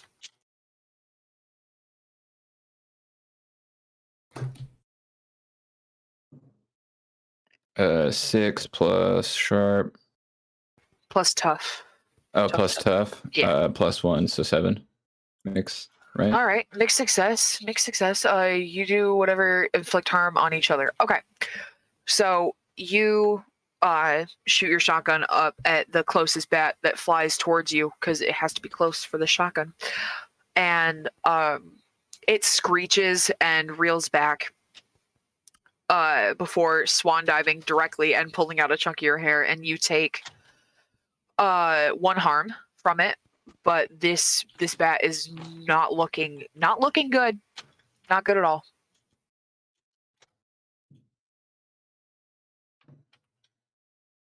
Make a note of that. Okay, I'm gonna jump up and bite one of the healthier bats, and I want to do it precisely. Roll whatever the hell that means. It's 2 rolls. Oh shit. Yeah. Double roll? Mm-hmm. All right, here's my precision roll. I fucked it up. Okay. So it's just a normal attack after that then? No, I actually fucked up typing it in. Oh, okay. Yeah. Oh my god. I'm gonna roll my dice in front of me. I'm confused. Okay, that's a 4 and a 5 plus 3, so I'm precise as fuck. Okay. And I'm gonna attack. Snake eyes. Ouchie. What? How can you precisely fucking whiff, I bro? don't know. Oh no, it would be the opposite. Sorry, I would attack first and then go for the precision strike because it says when you inflict harm. So Okay. the snake eyes was for the precision strike, which leaves me open to the monster. Okay. Okay. So three harm. 3 harm. That's what your bite does? Mm-hmm. Okay. You chomp down hard on this bat, and unless you're letting go, it's stuck there. Oh shit. All right.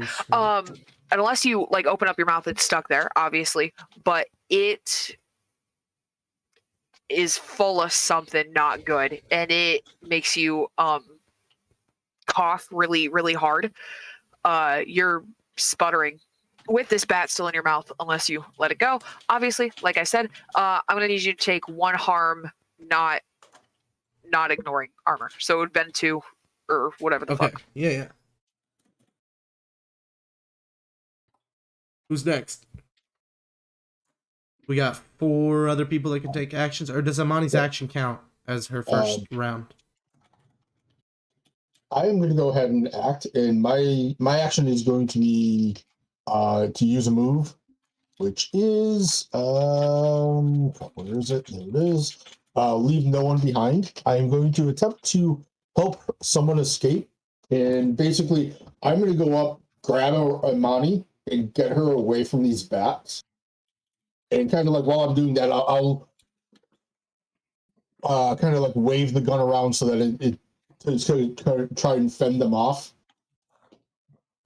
Okay. Do you have to roll for that move? Yep. Okay. Go ahead and do that It for me. is plus, I think, sharp. Yep, plus sharp. So I got a 10. Hell yeah, you do it. Exactly as you described. Amani, you are now, how far away do you want to drag her? Or assist her away? Away from them immediately, far enough that she's they're no longer swarming around us, the 2 of us. Okay. But not like back to the gate of the cemetery kind of thing. Just get her away from them for right now, because their attention, I'm guessing, is now on Axel and Don. Yeah. All right. Okay, so you guys are about, I'd say maybe about 30 feet away, since they seem to be kind of focused in on the 2 chaos makers over here. So you cross to like the other side of the mausoleum. You go around back, kind of hiding from where they are. And that is Marty's move.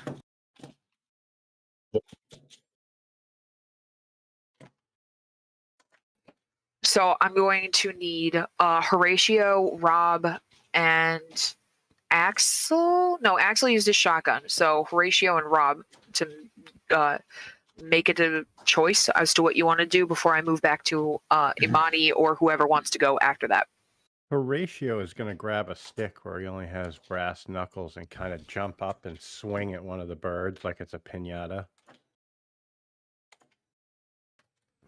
Okay, I'll let you do that. Roll 2d6 and add your tough score for me, please.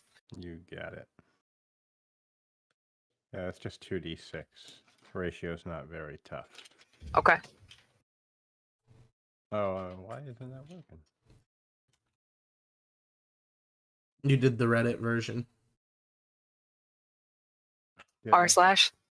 Yeah. Dummy. I just did 1d6. Jesus. I am not.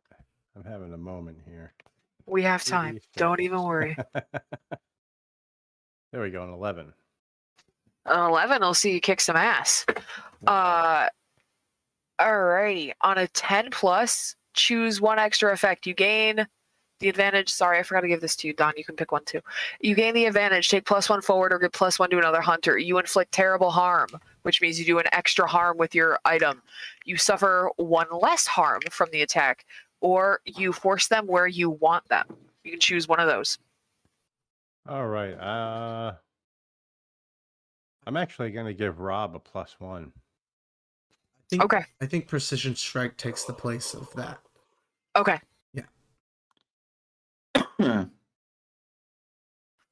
I forgot what Axel rolled. You mixed success. That's right. Okay, good. Okay, so that leaves Rob, I believe, as the last action of this go around before everybody can decide what they want to do again. Hi there, friends. My computer decided to give me a blue screen of death between now and whenever combat started. I have Okay. no idea what's happening. So what I would like to do is I'd like to pull out my emergency bottle of Axe body spray. Now, to fit with the 2005 dynamic here, I'd like to go for bod instead. Yeah, that's something for everybody to remember some Taylor Swift too. I'd like to pull out some bod and a lighter, please. Aye, Captain. Do you need me to describe the situation to you? I've heard that there's bats and we're attacking them, so I'm going for big fire to make them not go here. Weird Okay. science is an ability I have, so whatever I got to do to make this happen. Absolutely. I totally forgot to give a bat the damage from Horatio's roll. Hold on one second. So I got one that's been bitten, one that's been shotgunned, and one that's been smacked. Yeah? Does that track? Okay. Yep. Okay. You want to cause big fire. Weird science is 2d6 plus weird. And then based on what you roll, we get to pick the requirements for it.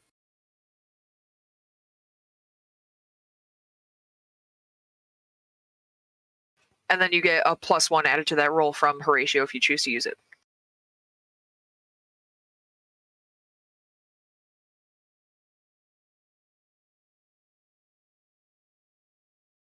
Gosh darn it. I'm all right. So dice room decided not to do that. That was neat. The dice room is fucky as shit today. If you have real dice, feel free to roll them. I don't know what's happening. That's an 8 in total. Okay, that's a mixed success. We're looking at you pick one of your requirements and I pick the second one. So the requirements read: it needs a rare and or weird material. It won't be very reliable. It requires a huge amount of power. It will take a long time to get it working. It doesn't work exactly as you intended, or you'll need help.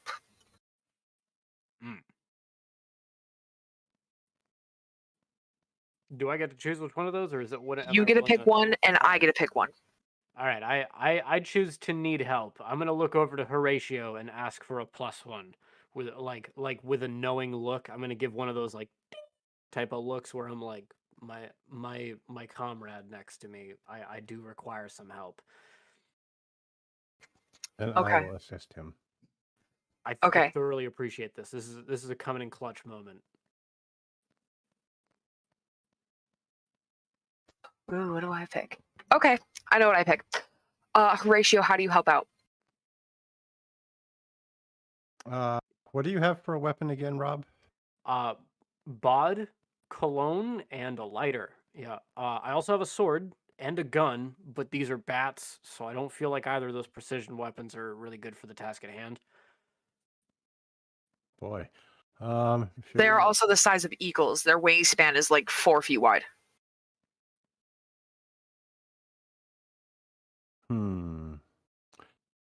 I am going to jump up and down and try to draw the attention of one of the bats towards Rob so it comes at him and he can just kill it with fire. So it gets to closer proximity to him. Okay. With this, you manage to attract 2 of the 3 bats that you have hurt. And as they're approaching, they swoop down to attack you, and you prepare your body spray and your lighter. And when they are doused in holy musky flames, they let out this disgusting screech noise that you've never heard another thing make ever in your entire life. And 2 more bats come flying from other parts of the cemetery. I have picked, this doesn't work exactly how you expected because they called for backup as well. So now there are 2 dead bats on the ground, but there are still 3 bats. 2 of them are unhurt in your vicinity. But you got 2 of them down. All right. It's at this point Rob's going to take off his Baja hoodie, revealing his I believe green T-shirt to match his brown pants. He's going to float for just a couple of moments, pull out his sword, and look ominously with like a Dragon Ball Z style stance towards this charging cloud of bats. Zoinks is going to be what comes out of his breath as like a joke from himself to the wind. Okay, beautiful. That is everybody for this circle. So now, based on Monster of the Week combat rules, anybody can go now. I just need everybody to go another time before we have somebody go a third time, if that makes sense to everybody. So feel free to do whatever the fuck you want now.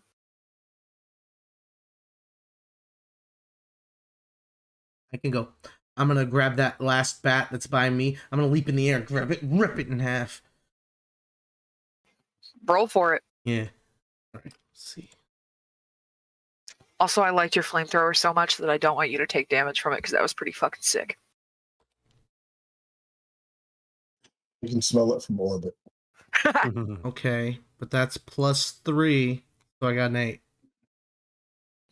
All right. An 8 is a mixed success, so you and whatever do harm. Rating above just about. Okay, what is your bite is 3, but do your claws have The a thing? claws are 2.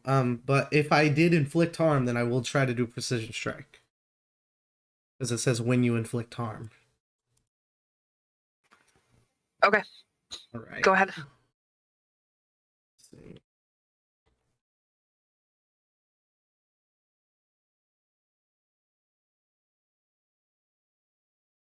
Another 8. So that's what does it say? I inflict +1 harm, so 3 total. 3 will completely obliterate this bat. You rip it in half, and old, disgusting blood pours down from it like a broken Capri Sun, and some of it gets on your face, and it's fucking disgusting. But this bat is dead as shit. So now there are 2 bats that are incoming upon your group that are unharmed, and there are 3 dead at your feet.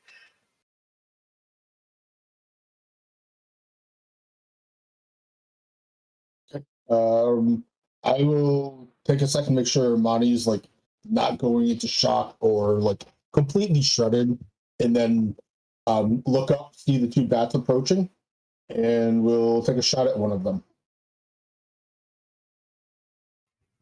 Roll for me. All right. And you said tough, right? Yes, sir. 2d6 plus tough. And this is the 9mm gun. Just checking. Yep. Okay. Yep. So much for getting XP tonight. I got box cards, so 13. Fuck yeah, my guy. All right. Choose an extra effect. You gain the advantage. Take +1 forward or give +1 to another person. You inflict terrible harm. You suffer less harm, or you force them where you want them.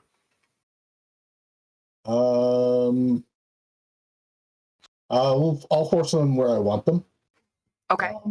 Basically, separate them, split them up. So, like, one's more towards where Don is, and one's probably closer towards where, like, Rob is. And split them up so that they're not both going to be ganging up on one person. All right. You duck below them, and you angle your gun in such a perfect position that it blasts them backwards off of each other like they ricocheted. And this bat is looking about, I would say, about 50% ouchied right now. Okay. It's not looking good.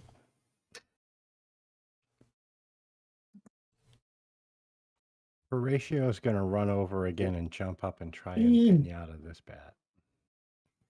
Go for it, my guy. 2d6 plus whatever your tough score is, which is, you said 0, I believe. Yep.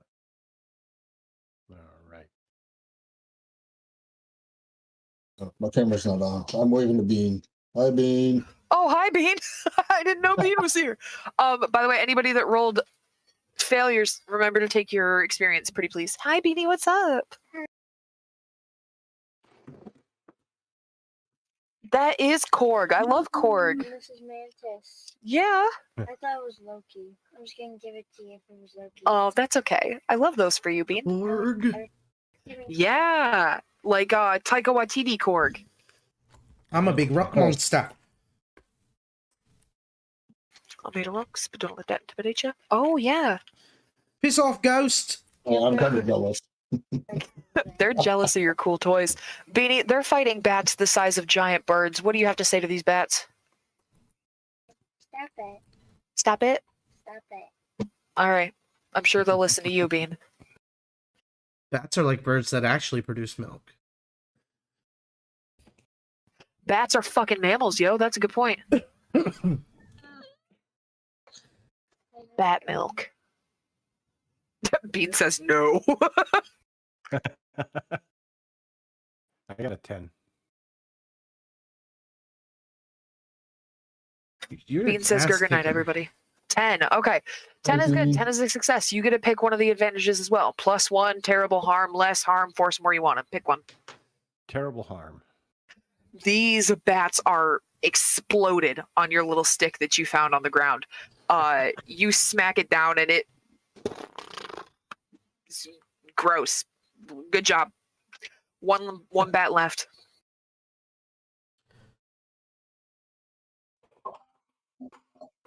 Amani's gonna reach into her bag and take a couple pills real quick and pop back up. All right, you can take one of your harms off of your sheet, please. Amazing. Is there anything else you'd like to do? We've got one left, right? Yep, there's one left. It's about 30 feet away from you because you were hiding because you were about to be not very well. But all right. In that case, I'm going in Magnum time. It's 2d6, right? Where are they? yes, ma'am. 2d6, 3 harm. Wait, it's 3 harm, but it's close, right? Because it's only 30. Yeah, if it's close, I'm gonna have to ask you to get closer. Yeah. Okay. Can I? Yeah. Okay. Cool.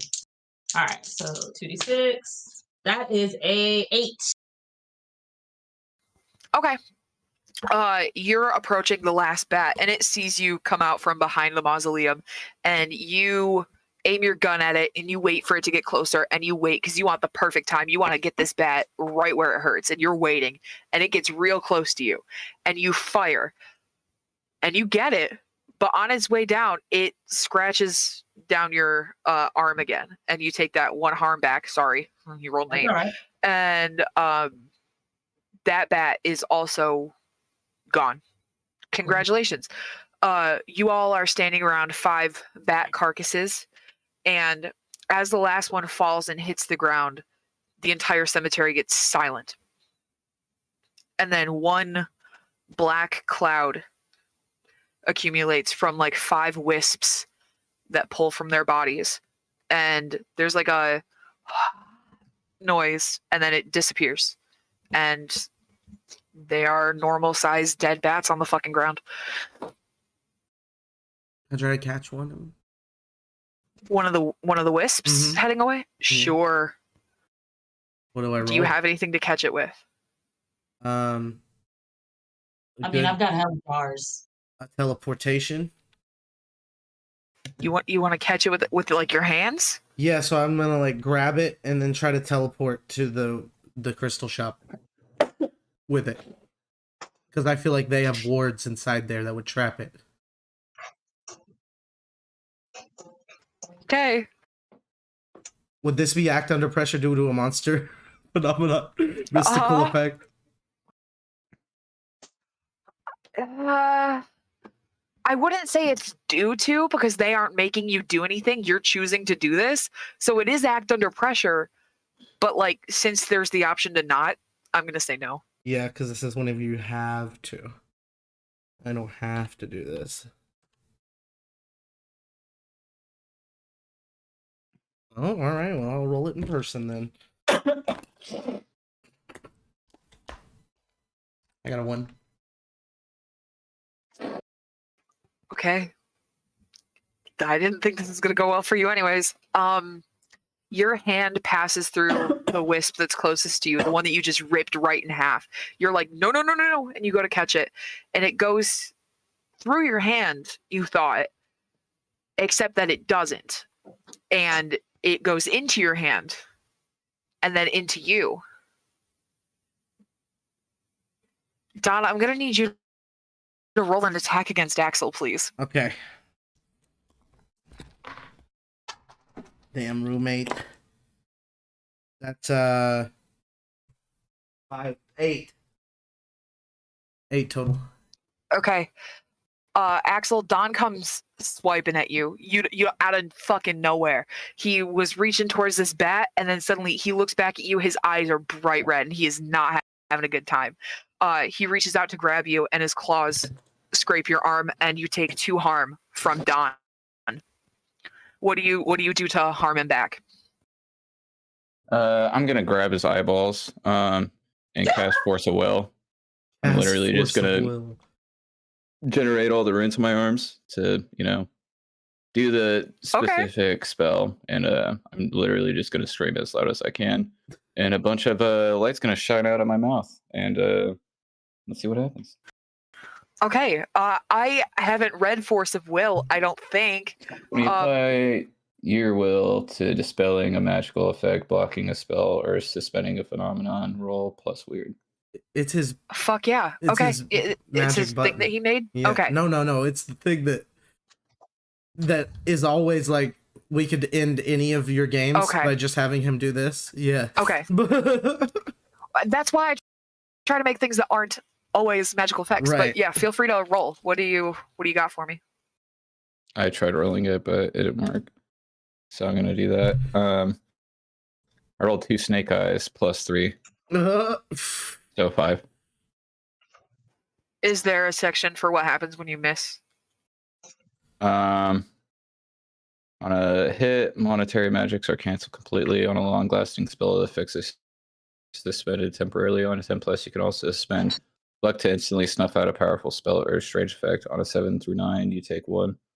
On a 7 and a 9, you take -1 harm as the strain of dismissing magic unravels you. So instead of doing that, can I just use a luck? Yeah, you can. Yep, I'm just gonna luck this one out. Okay, I'm gonna say you still take the point of experience for rolling, but I'm gonna take the harm too. I think it's fair. Yeah, I would say you take 1 probably from that. Yeah. Axel, do you want to describe this thing leaving his body? Yeah, since I have to do such weird things, since it's going so wrong, you see like a struggle between me and Dawn as I'm trying to execute this. My skin's starting to just like bubble up and like kind of like burn where my glyphs are, and instead of like shining out of my mouth, now it's starting to spray out some blood, and Dawn's actually like getting her grasp on my neck, and I end up just headbutting his head into the ground, or not headbutting, but taking my hands and probably slamming his head into the ground, and then probably wrenching out some more yells and incantations, and you'll just see Axel just fucking keep on boiling. His skin's getting pretty gnarly now, and he just finishes off his thing, and you see this you see Dawn start to have this blackish kind of muck come out of his mouth, out of his nose, a little bit out of his ears. And then you see Axel probably have a little bit of some stuff like that coming out too, of his ears and whatnot. And then after, some time of spillage and drainage from Dawn, Axel will just fall face first on the ground right next to Dawn.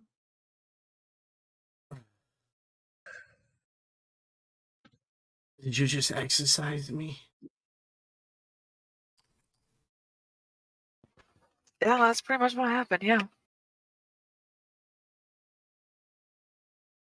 I'm definitely pointing the gun at Don, just watching to make sure that he's okay. I'm used to having weapons pointed at me.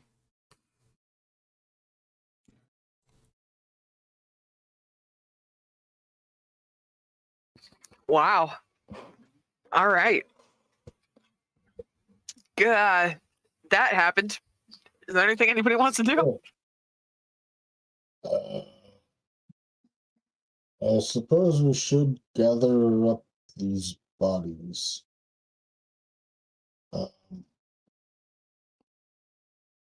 Probably should get over to your place, Don. There's coyotes there. Big two coyotes. Yeah. Two big They coyotes probably- there. Yeah, they probably bite a lot harder than the bat. Yeah. I kind of glance over at Horatio, like, wouldn't you think? So,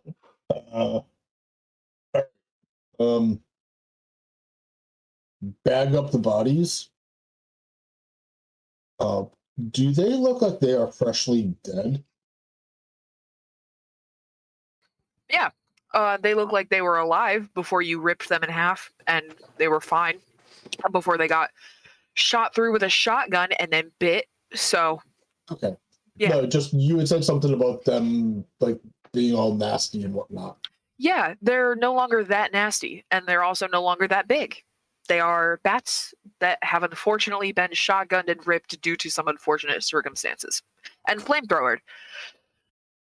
Did they return to normal size? Yep.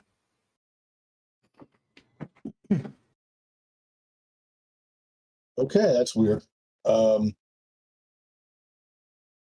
Right. So bag the bodies up and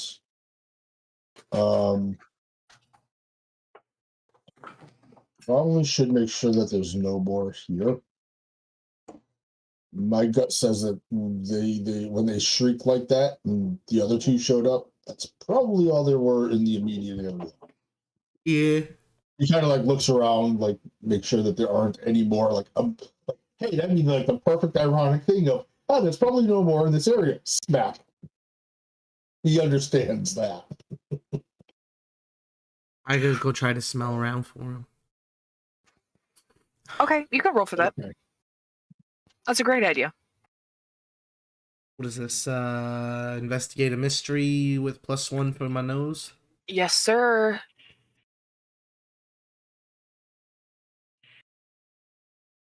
Investigator sharp, which is not one of the ones that you have 3 to. So, haha, you can't add a +4. It's a for some 0. reason.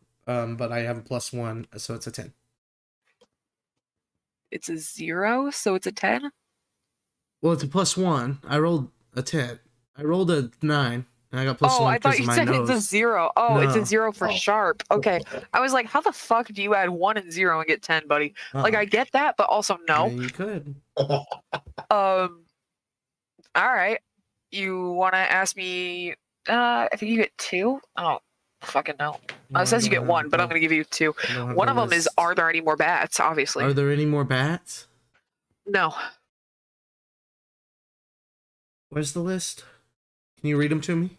Yeah, I can read them to you. What happened here? What kind of creature is it? What can it do? What can hurt it? Where did it go? What was it going to do? What is being concealed here? That's the one. What's being concealed here? Yeah. The bats weren't hiding anything from you, so let me think. With the entire mystery, right? Like, why are these animals? What is being concealed? Yeah, so there was something in these bats. There was one thing in these 5 bats that was making them do this. And this is happening in multiple different places across the city. You threw one at the moon circle. That has to have something in it too. You don't know if there's multiple cats. You know there's at least 2 coyotes that were grouped together that are now in your bedroom. They also have a thing in them. You can safely assume that those are not the same thing. Is what I'm telling you right now. You know that.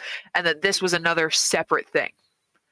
Is it a being or is it a living thing?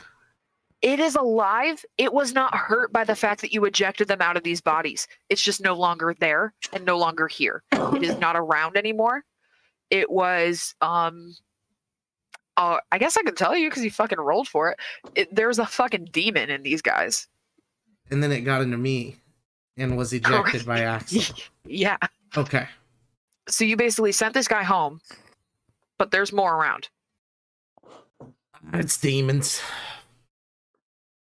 You tasting the black stuff in your mouth, and you're like, it tastes like fucking demon, Yeah, man. classic demon smell around here in this bush. Smell this bush, Marty.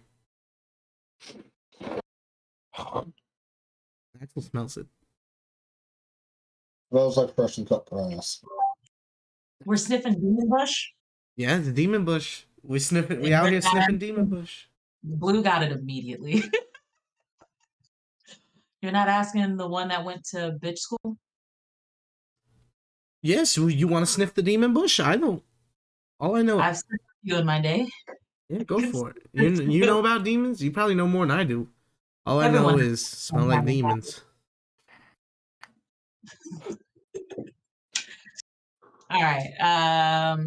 So actually for this, they're probably pissed, but I'm going for my mentor. Just so you know, Chris, with the book that you took, you get all the alternative weird basic moves too. So I don't know if you've read any of those because you haven't used them, but you can do all of those things. So like one of them is sensitive. When you open up your brain to your psychic environment, roll plus weird, you can sense stuff around you too. Like that's something that I could see you using, but I just want to let you know. So what you're contacting mentors? Wait, where is that? It's the alternative weird basic moves sheet. It's in the Oh, I resources didn't have channel. them for me. That's why. Yeah, I'm only looking at the basic sheet. Okay. I mean, I can do that, but I will need a second to find it first so I can read it. I mean, that doesn't apply to this specific thing, but Oh, okay. okay. I can give you a moment to look through it if you want. We could just, because Axel and you, I think, are my two weird playbook people, Okay. Me too. and Don. Well, monstrous. Don can just do shit. I have the weird form. There we go. I sent you a copy in case you need help finding it. Thank you.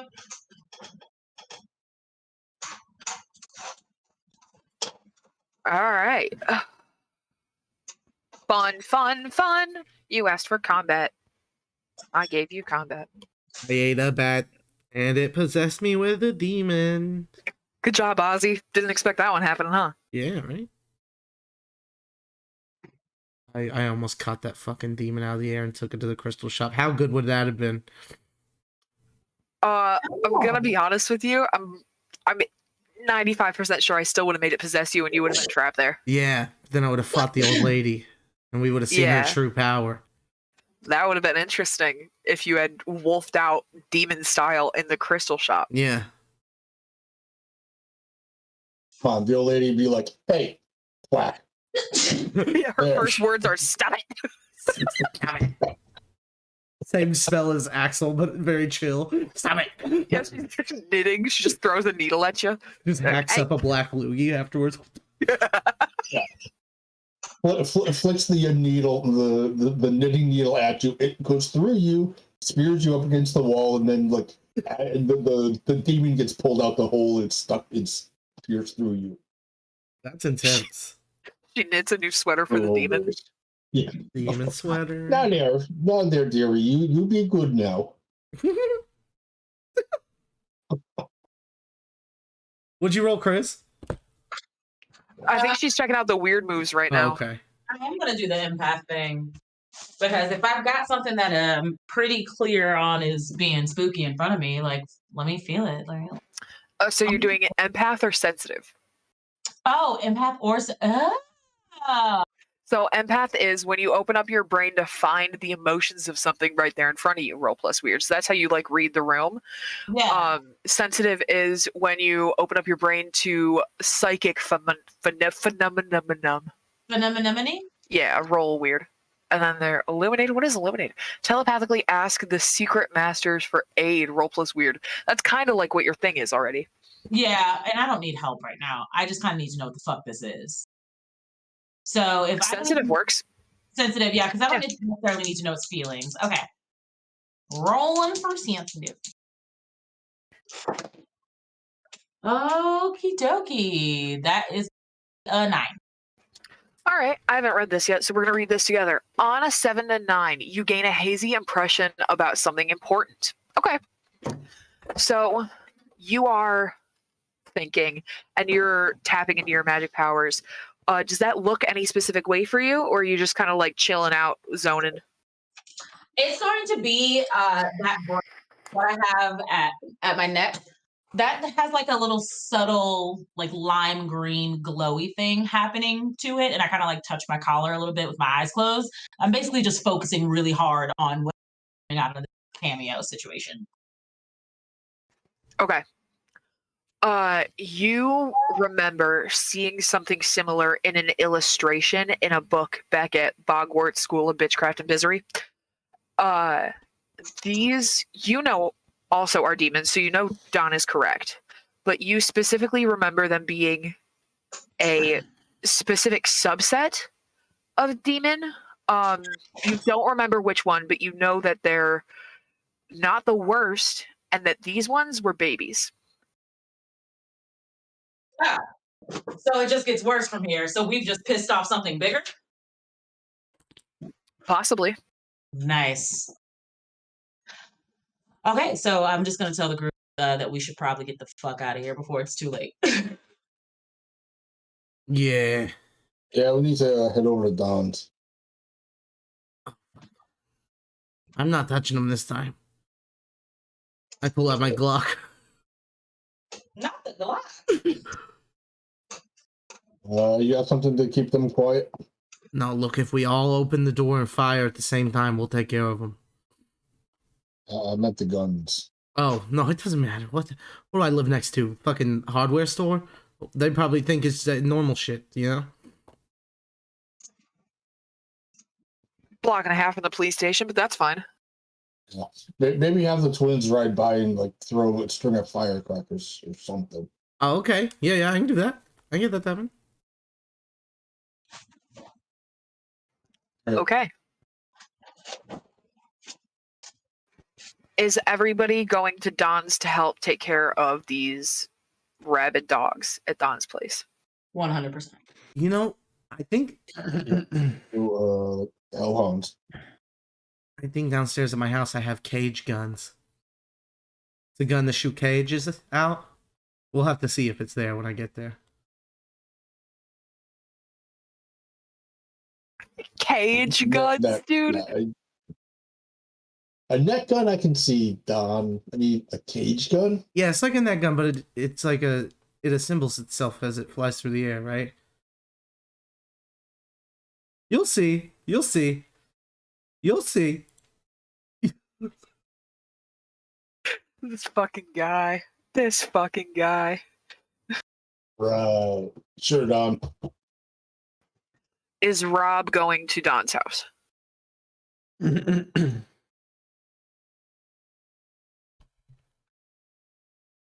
I don't know where Rob is.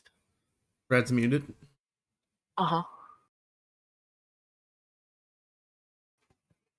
Last I heard from him was 5 minutes ago. He might have stepped away for a second. It's okay. We'll ask him in a second, I guess. There he I've is. been muted. Ah! You've been Sorry muted. for that. Yeah, Rob was charging an attack. So whatever happened after that. I don't know. Like the bats died. We moved on several rooms away. Like I think Okay. if Rob is invited, yes, but if not, no.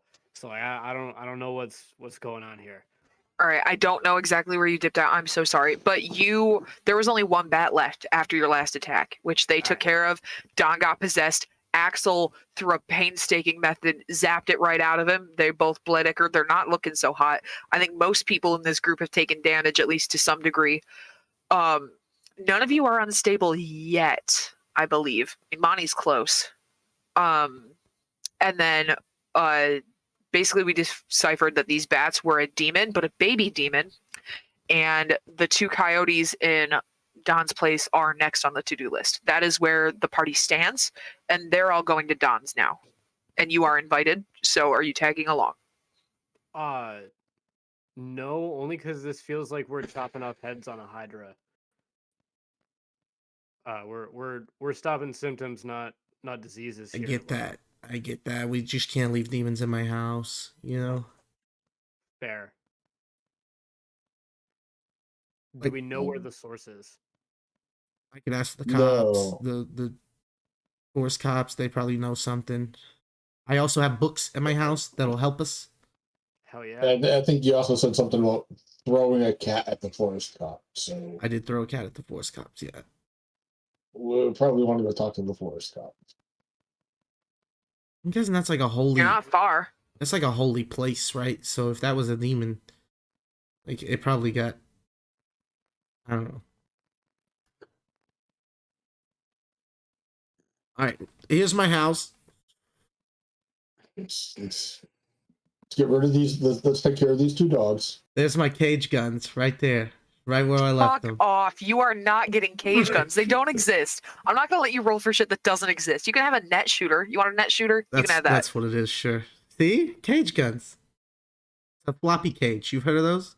They can be like reinforced with they're metal or called a some shit, net but I'm not letting you dom. make a cage gun. Fucking ridiculous. But Marty's like, they're called a net, Don. Oh, yeah. Sorry. Floppy cage. At least I got them, right? You ready? Yeah. All right. Let's do it. All right, just before we're clear, just so I know, everybody's here except Rob. Or are we tackling these dogs first and then moving on to Forest Cop? Who is splitting up where right now? I didn't mention splitting up at all. I was just asking what our goals were. Like, I'll just go with a group. Like, I'm down if we're good. But if we got a potential solution for the problems, I'm down for that. Okay. I'm there. Let's catch these fuckers and drag them to the forest. Yeah. Okay. We'll grab them real firm. Be careful, Right by guys. the That eyeballs. doesn't work out too well. All right, Horatio, you remove the chair and open the door, and I'll shoot the gun.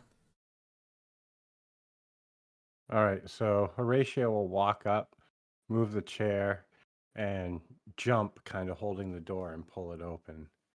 Still hiding behind the door as he opens it. And Marty's got his pistol ready. Anybody else want to be ready for something? Rob's been charging an attack. Sword out, levitating. Yeah. Okay. Still, yeah. The lights are still glowing. Like we're talking like League of Legends style ambient animation right now. He's just kind of glowing in the fight, so like in an interim, but like people are still texting one another, like in that little chat box where they're hateful.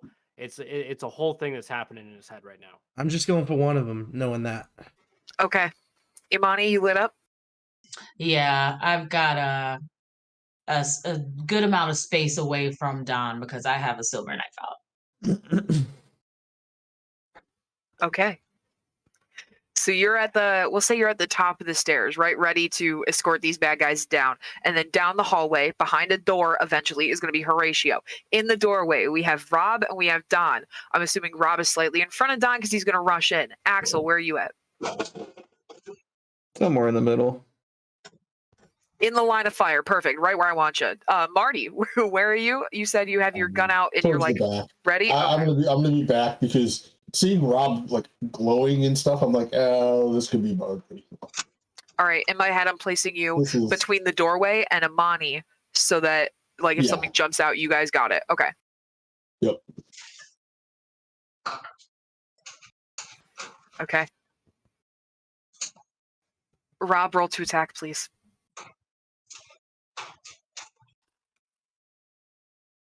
I have a 5 in total. Do I add my weapon thing to that, or do I not? No, unfortunately, it's 2d6 plus tough. Do you have any tough to add? 2. Yeah. So we're looking at a 7. 7 is better. All What's right. the harm on your sword, buddy? It's sugar honey iced tea.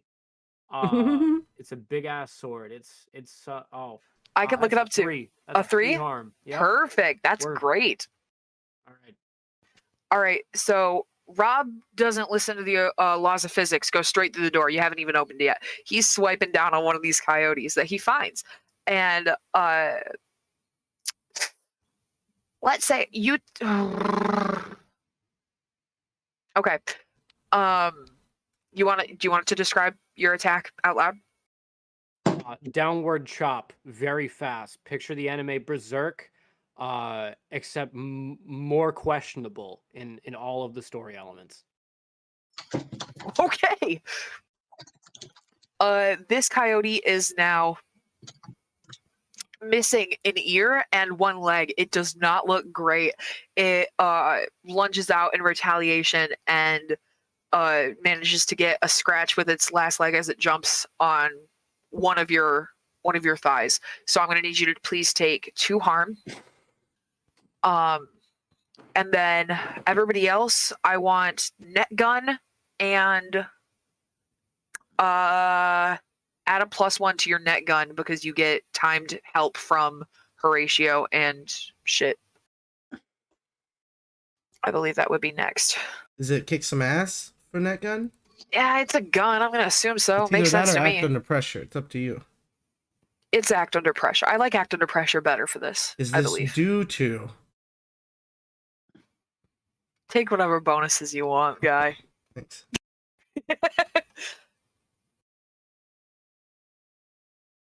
I rolled 2 2s and got an 8. All right. For 78, going to give you a worst outcome, hard choice, a price to pay. Figures. All right. Horatio, you open this door, and Don is ready to shoot directly at this thing, and you get it, but it trips over itself in the net and stumbles and smacks into you and the door, kind of squishing Horatio a little bit. Horatio, take 1 harm. Don, take 1 harm. Alright. Ignore armor, please, because you get barreled down, and you now have to stand up if you were to do another action. Doesn't make a difference. This is in D&D. Right. But one is in a net, and one does not look good at all. We'll call that top of the game again, unless Marty and Imani want to move in closer, or Axel. Axel, did you have something you wanted to do before we start over?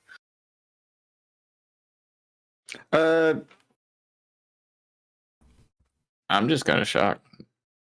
Rob, There's what no are what? you doing? Oh, shocked. Okay. Stop it, Rob. What the fuck? That's it. Okay. I'm gonna give Marty and Imani a chance to do something, and then if not, we're going top of the round again. I'm closest to the door, right? You are closest to the door to leave the house. You are furthest away from the coyotes. Gotcha. Yeah, because I don't want to die. Okay. 'Cause- Yeah, Marty has very specifically positioned himself, not completely blocking your view, but he is definitely in front of you. Okay. Okay. A few feet, so that if they were to even attempt to get to attack you, they'd have to get past him, like completely past him. Awesome. Thank you. Okay. So yeah, from your guys' point of view, you just watched Rob face through the door, and then seconds after, Horatio gets squished behind the door as Don gets tackled by a coyote in a net. So the coyote in a net is in the hallway. Don's in the hallway on the ground, kind of next to it. Horatio squished behind the door. Rob's inside the door. Marty's in front of you. Axel is between Marty and the chaos. Cool. Yeah, I'm staying here. I'm armed, but I'm trying not to run anything. Keeping an eye on it. Okay. That means that Don, Horatio, Rob, you guys can all choose to do another action right now if you would like. Heal that thing and meet us at the moon spot. I grab Axel and the netted thing and I teleport. Okay, roll for me, please.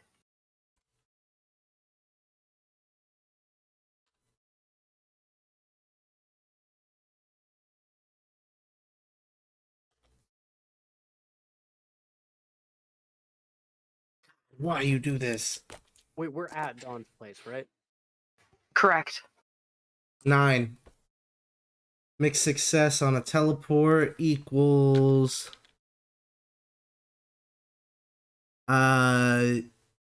you don't quite manage it. Either you're all separated or you all appear in the wrong place. Okay.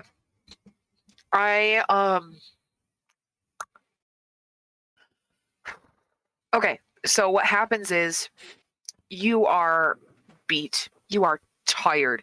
And you're trying desperately to touch the ground. You're on the ground. You're like, I have contact with the ley lines. I can feel them. I'm going to send us there right now. You send most of you there. Axel and the coyote are at the moon spot, and you are in your hallway still. Fuck. But I'm not going to let you immediately roll to teleport again. You probably have a 5-minute cooldown on that bad boy. I can only assume that they're where I meant to go. You can feel where they are. You just can't move yourself. So you can tell that you sent them to the right spot. They're Axel's at the moon spot with the coyote. I hope he's okay and it's still in the net.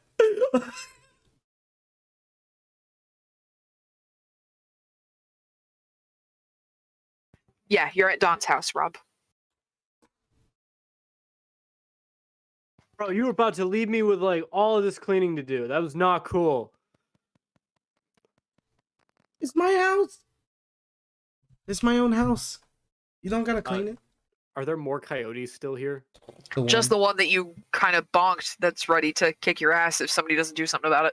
Oh, I would like to, so I can fly. I have no reason my feet are required to touch the ground. Correct. I'm gonna reject that attack point and just kind of swing like I'm laying on an invisible platform and just like swinging wildly back and forth downward towards this coyote. They're like it's supposed to be like a graceful Jedi motion, but he kind of gets stuck. Like face it, like he like bumps into the wall above him, but doesn't want to be incorporeal, so he can like attack the. It's a juggle right now, and it's not cool like Luke Skywalker. It's very awkward like South Park. It just sucks. Is that a 2d6 roll? Is that one? 2d6 plus tough, please. All right, that's a 6 plus 2. That's an 8. That is an 8 on that roll. All right. 3 harm. For 3 harm. Congrats. You kill the fuck out of this coyote. But when you do, at your massive hacking motion that you have Zorroed into its back from the ceiling, some of its blood gets on you, and it kind of burns through your clothes a little bit. You're going to take a harm from that, but this thing is dead on the ground. It is still big. It is still menacing looking. It still smells horrible. And you are all temporarily, for the time being, out of danger. We gotta get to the moon spot. We gotta go. I'd like to wipe off my sword on something of Dawn's. Like not something important. Like we're looking for like a paper towel if there is one, but I'll take a table if I have to. Because there's like a that was icky. There's like a look like you almost left us to clean this. Like that. What room was this?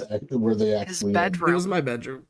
Oh geez. Okay, so I'm going for the obvious Kleenex then. We can get those. Or a jersey. Sure. Probably laying there. A white discarded t-shirt. shirt. Yeah. We get I mean a Hanes, one of the ones without the tags. That feels rough to do to somebody, but I can go for a shirt. Like I was looking for something disposable, but like we get like is it polyester? I don't want to ruin polyester. It might not be disposable, but it's definitely reused. If it's reused, does it have P on it? Because that we have to ask these questions. Does the Thank shirt- you. For science. Well, see, Use whatever you want. Was the shirt used to filter P? What happened here? What shirt am I I'm like? not is the this P like guy. a- She's the P guy. Can we go to the moon spot? Yeah, bro. Jeez. Axel, this guy's just kind of like wiggling around in this net, kind of pissed off, but like you can keep taking like a step and a half back away from it and you're fine. Don doesn't know that, but you're okay where you are. You see the moon spot that everybody's mentioned. I don't know if you've been there actually, but it's this space at the top of the hill. Well, let's see, Horatio has it, so I'm going to describe it. In Banshee Forest, there is a hill that is surrounded by a perfect circle of trees. And in the middle of this, at the top of this hill, there is a fire pit with a perfect circle of stones with some log seating around it. And this is called the moon spot because you can see the full moon very perfectly from this spot.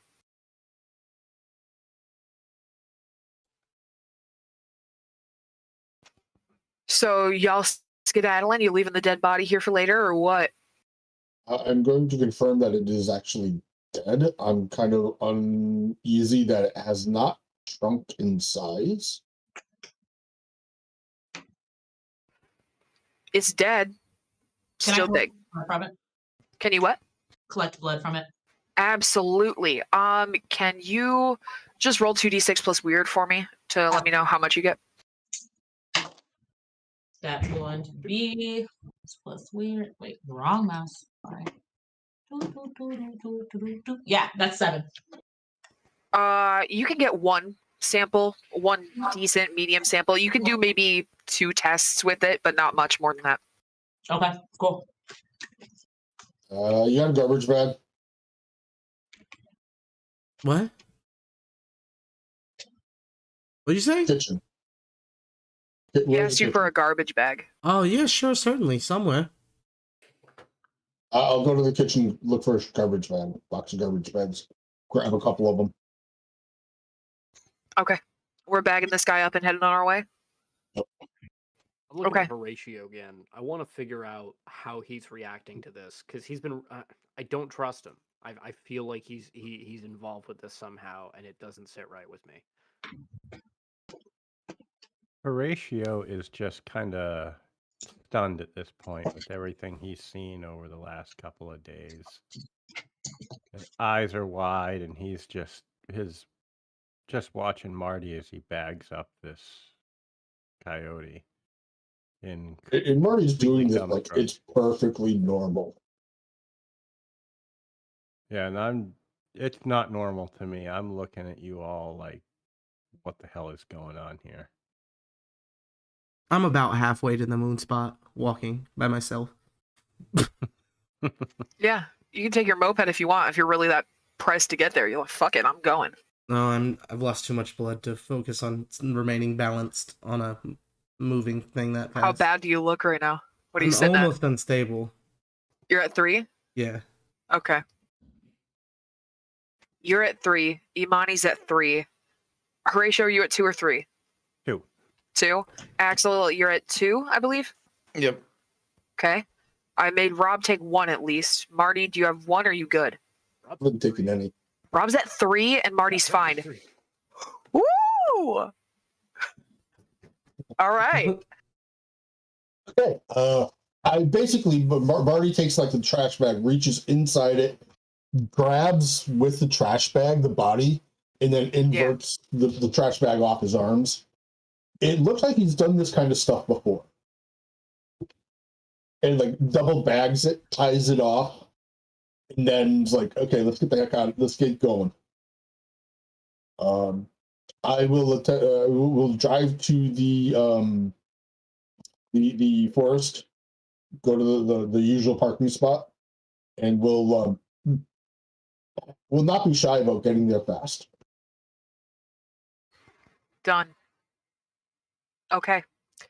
A few minutes later, Axel, do you do anything while chilling here with the little homie in a bag, basically? No. Okay. You guys approach the Banshee Forest in a hurry. Don's already there. Don, you get to Axel. Axel's chilling with this guy in a bag. The rest of you show up. Don is not looking great. Axel's not looking great. None of you are looking great, really, except for Marty. Marty's like, oh, what's up? I'm sorry, Axel. I didn't Congrats. mean to abandon you. It's okay.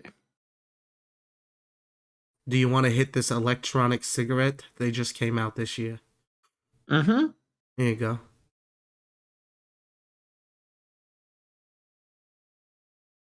Kids fade. Okay. The rest of you have arrived at the location that I described earlier. Ring of trees, top of hill, fire pit. Do as you will. Do magic. Okay, that one's still good. It's still in the net. Where did you throw the cat? At the fire pit, and then I teleported away before it even landed. So I don't know what happened to the cat. I'll go and look at the fire pit. I'm now going to attempt to track to see if the cat landed and if it's ran off or if there's no cat prints at all. Alrighty.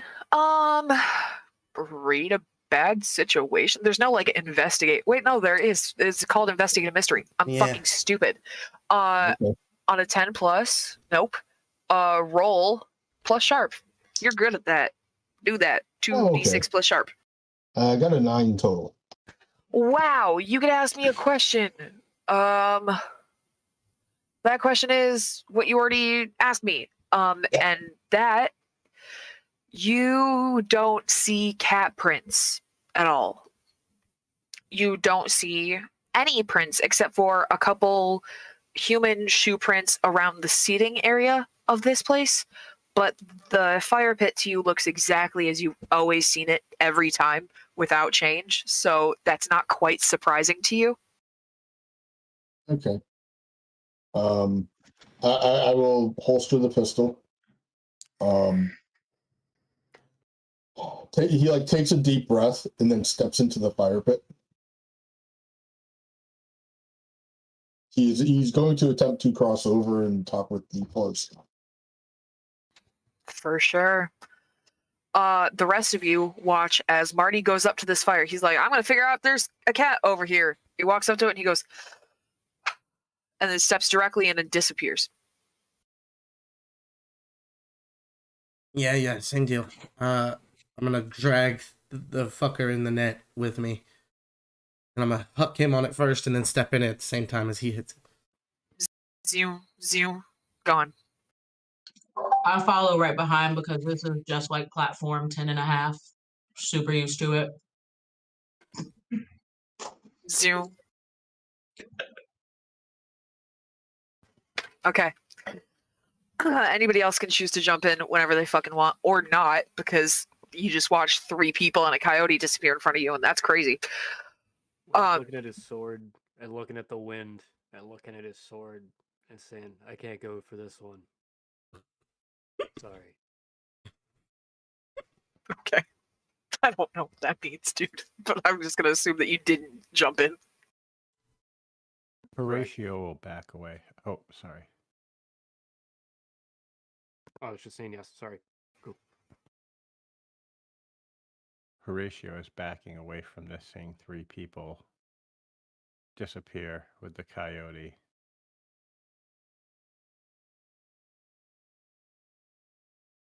And he looks over at Rob. What the hell is going on here? They're about to go cross over and talk with the woodland spirit. Problem is, we got a ley line open. Seems to be a little bit of a portal type of deal over to another realm. Some bad juju just went in the hands of someone else. I already got a friend on that side.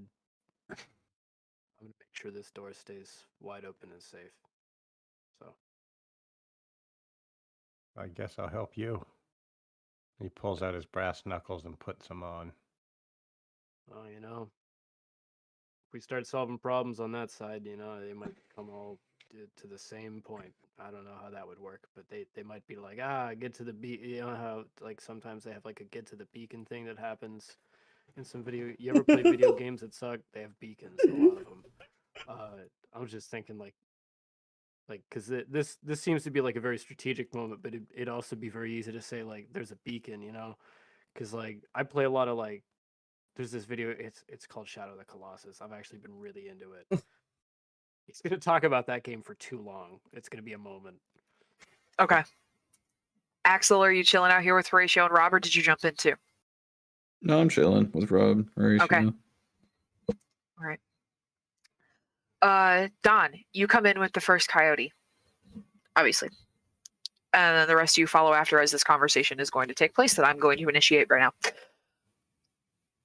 It's been a while. I expected you to show up sooner or later. Can I help you?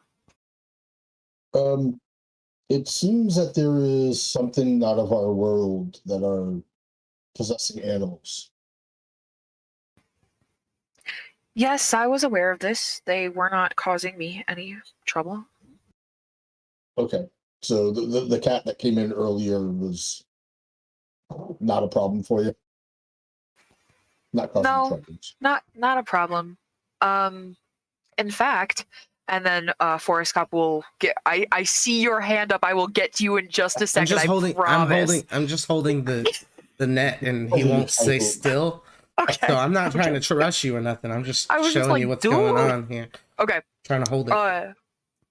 The Forest Cop voice will push back some of the white, foggy, ethereal wall that is this voidless room, and you see Helena too far away to hear you, but visible enough that you know what she's doing. She's down on her knees playing with a small gray house cat that looks a lot like a very small version of the one that you saw earlier.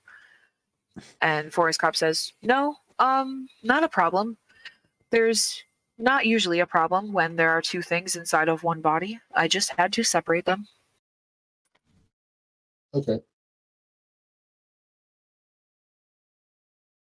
Very well. I just wanted to make sure that it was not causing problems for you. If you had brought them all here and left them, it might have been a problem. Like this situation? What is this? Why are you bringing this to me? Well, obviously, it was a good idea if you know how to separate them. So, can you do a separation on them? I can. Why should I? Because it's here now, and I throw it, and then I step back out.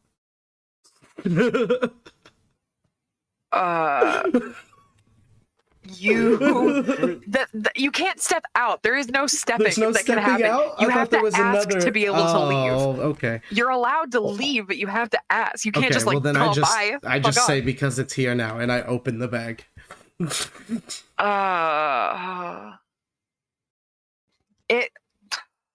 Oh my fucking god! Why did I put a god in this world? Okay, Marty starts reaching for his gun.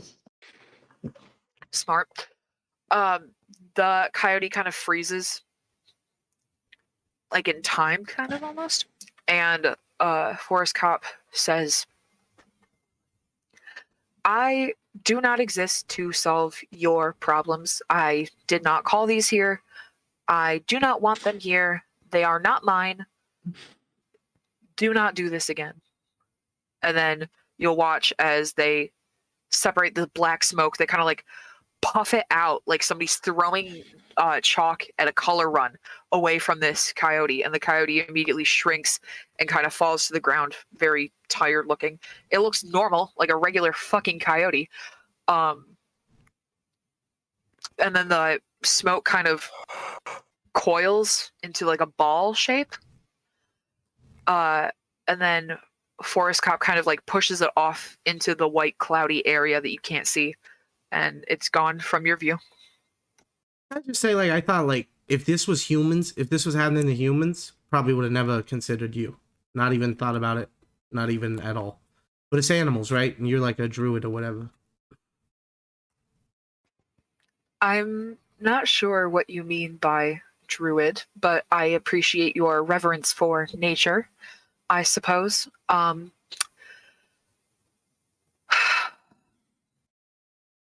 aren't cops supposed to help? I am not law enforcement. I do not have a badge. I do not carry a weapon. I do not know what you expect from me here. You know, that's entrapment if you're lying. I don't think they're lying to us, Don. Mm-hmm. Have I satisfied your needs? Can you leave yet? Is my cousin okay? Your cousin? Yeah. That one? And Forrest Cop will gesture over to Helena, who's having a grand old time with the cat because I just gave Amy a fucking cat and she's probably having the best day of her life listening to this in 3 days when she's not sick and dying in bed. Sorry, Ames. Hope you feel better. She looks like she's doing okay, but that could just be like a mental projection of your, you know. She looks like she's doing okay, Don. It's call it good. I don't have any reason to harm her. Okay, okay. Now, thank her nicely for fixing what was wrong, what was happening with the coyote. Thank you. Okay. Thank you. You are welcome. Please do not bring any creature like this to me again. They are not welcome here, and neither will you be if you bring them to me again, because fuck that shit. Hey, Amani, I don't know how many bitches have been here before, but that's pretty cool, right? Check it out. It's a forest cop. So Yeah, I'm trying to not be noticed. Okay. That thing that was in the coyote, we suspect there's going to be more of them around. Around? It's in the city, in the area. There are more of those in the city. There have always been those in the city. I don't know why this is news to you. They made themselves much more known than normal, I suppose, is part of it.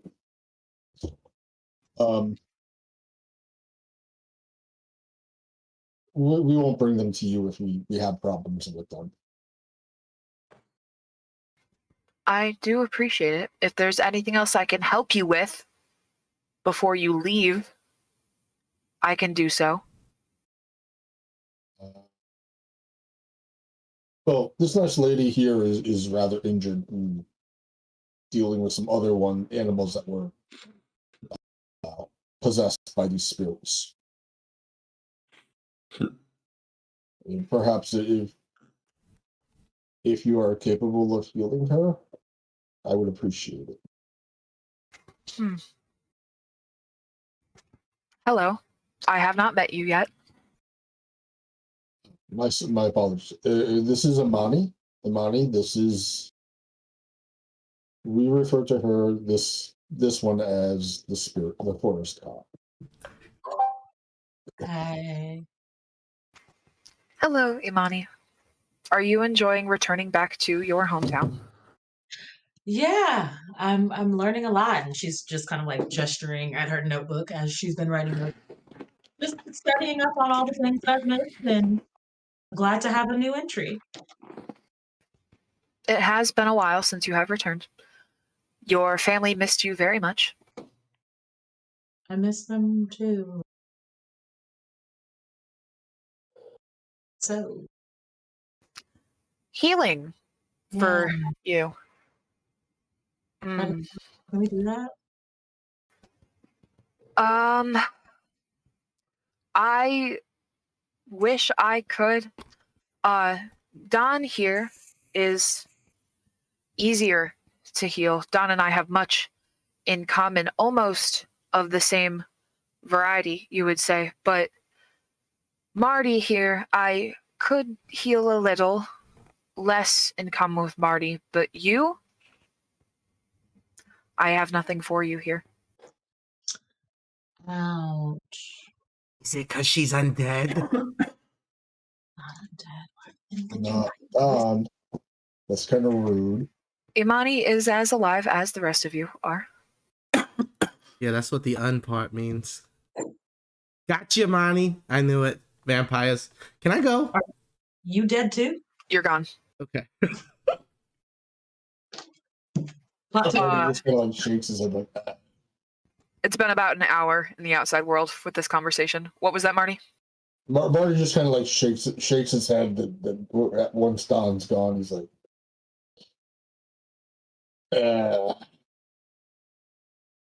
yeah, he's a bit of an interesting guy. Yeah. There is a lot going on inside him at any given moment. Yep. Are all of the ones like him like that? No. Although he is almost exactly like his mother. She is also a lot. Okay. Yep. Thank you. Of course. All right. Well, I have no idea why Don threw the cat here. If these things were bothering you that much, I suggest you get to the bottom of it. I do not have anything for you here. Yep. I don't suppose you know like where they're coming from. They all come from the same place. How they got here, it's different. Depends on the person. Or, suppose not person, more like energy. Yeah. Imani actually knows quite a few ways to bring them here. She does. Yeah.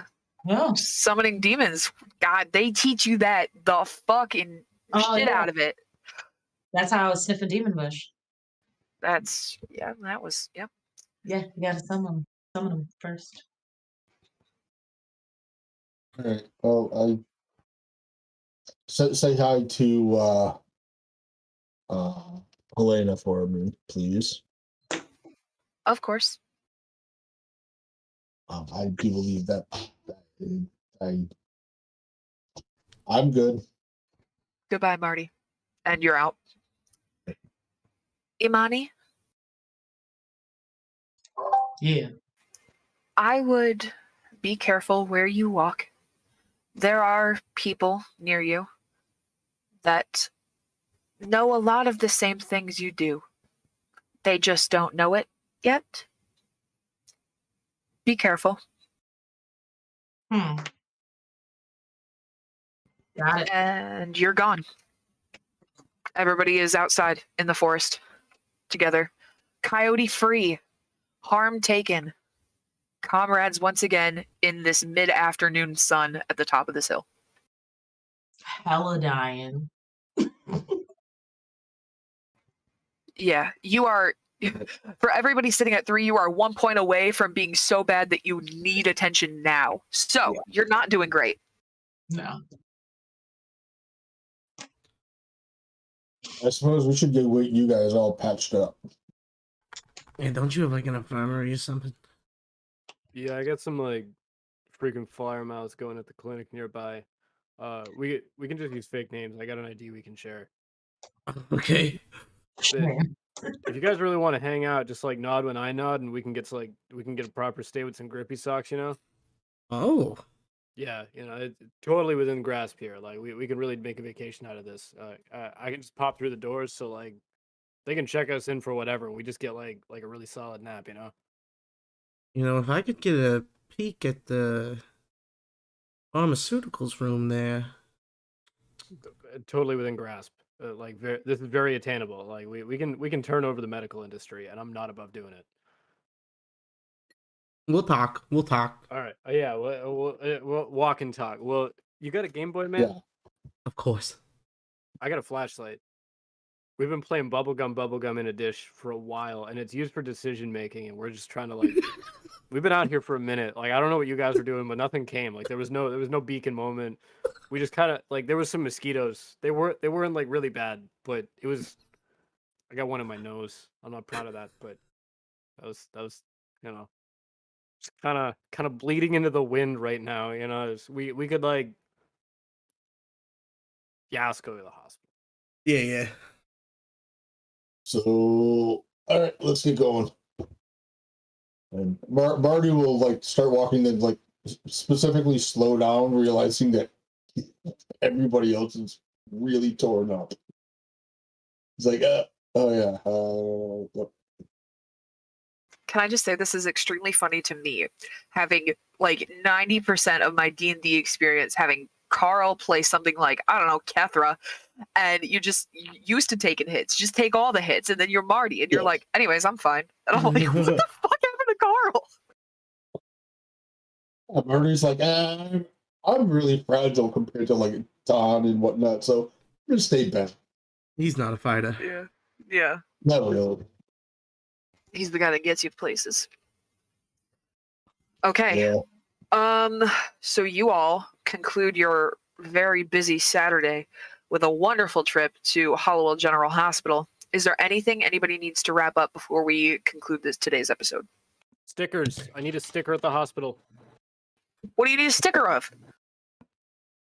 A get well soon stick. I don't know. They got a bin. I'll rate it. Fuck yeah, dude. You get very yeah. brave little boy, healthy visitor, and allergic to latex. Those are the stickers that you get. I collect them to make the staff wonder how I get them. Okay, perfect, beautiful, love that. You can literally turn invisible and become incorporeal. I'm not going to deny you something that's in a bin next to somebody. Anything else? Marty will go ahead and start doing a report on this, on what's happened. He will also start looking to see if there's been any more reports of rabid animals or anything like that in the city. And he's going to attempt, his intention is to try and locate where they're coming from. Okay. You only hear of one. And the reason that it never reached you during the day is because it kind of handled itself. Behind the Greasy Spoon Diner, you know, your favorite place to sit and drink coffee like an old man, is there was I had it as a cat, but I fucked up my animals forever ago. So there was a raccoon. And this raccoon got caught between a car and a parking space and got squished up against the wall. So there's one that was clawing at the back end of somebody's bumper until it died, basically, really tragically, behind this car against a wall. It's really, really not good looking. But the car took significant damage, which the owner did not expect, which is why you are hearing about it now. All right. So I'm gonna try and like map out like where everything was, and I don't think that there's any kind of correlation with that. So It's a vague straight line, I'll tell you right now. It's from Chinatown basically all the way to the bowling alley, where the cemetery is and the Greasy Spoon Diner are kind of in the middle between them a little bit. So like it's a line, but also the city's a square. Damn. So okay. All right. I don't know if anyone else has stuff that they want to work on. We'll wrap up. okay. I'm going to call that there then. Feel free to interrupt me if I skipped over you. All right, let's conclude this goddamn mystery. Did we conclude the current mystery? Yes. No. I mean, like, No. Yes and no. Are we We got currently the endangered? immediate- No. right. Do we know what happened? Also, no. I'm going to give you a 50-50 on that one. Yeah. Did we save someone from certain death or worse? Yes. I Everyone. agree. I agree. Yeah. The dogs would have torn the dogs would have torn somebody up, and those five bats at the cemetery would have been. Oh, yeah. Those cops would have been dead. Oh, yeah. Easily. They can't do what you guys can do. Did we learn something new and important about one of the hunters? Monty knows the forest cops. Well, no. Yes, we did. Bonnie cannot be healed by the forest cop, Yeah. which is a very interesting thing. Because she's Amani undead. can't. Marty can a little bit. Don can in general. Yeah. You didn't ask for it, so she didn't heal you. But I You don't can't. know Yeah, why to. Don's and Marty's like, Don's gonna start to piss her off. Piss off the forest cop. yeah, Asking to heal him might not be a good idea. especially with a being that works mostly in favors, you probably don't want to bark up that tree. Yeah. Yeah. Did we learn something new and important about the world? Demons.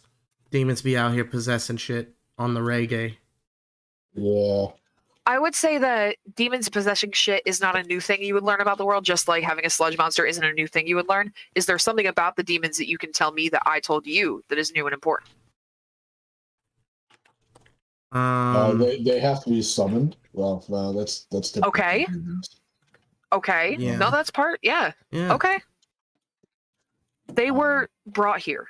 Yeah. That is important to know. They are not Yeah. here on accident, is the situation that I was looking for you guys to grasp. Okay. I'm going to say that's a yes. We got two like meh, so I'm going to count that as one, and then we got one that's a yes. So, congratulations. You all get 2 points of experience. Did anybody level up this game? Because some of Yes. you took some big fat whiffs. I did. I'm not Good. I've leveled up. Amazing. I did not.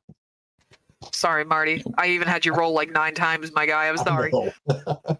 I'm like rolling like 9s and 10s, and I'm like, yeah. At least I'm rolling well, even if I'm not getting any XP. Okay. If that is all, which I believe it is, thank everybody for watching. Thank anybody for sitting in and listening. Thank you all for playing throughout my chaotic scatterbrain moment of this episode. I'm glad none of you died. I'm glad we used a luck point. Everybody stay safe, and I'll see you again in 2 weeks, maybe. It's getting towards holiday season, so scheduling gets fucky. I'm sorry. It just is what it is. Yeah. Good night. Good night.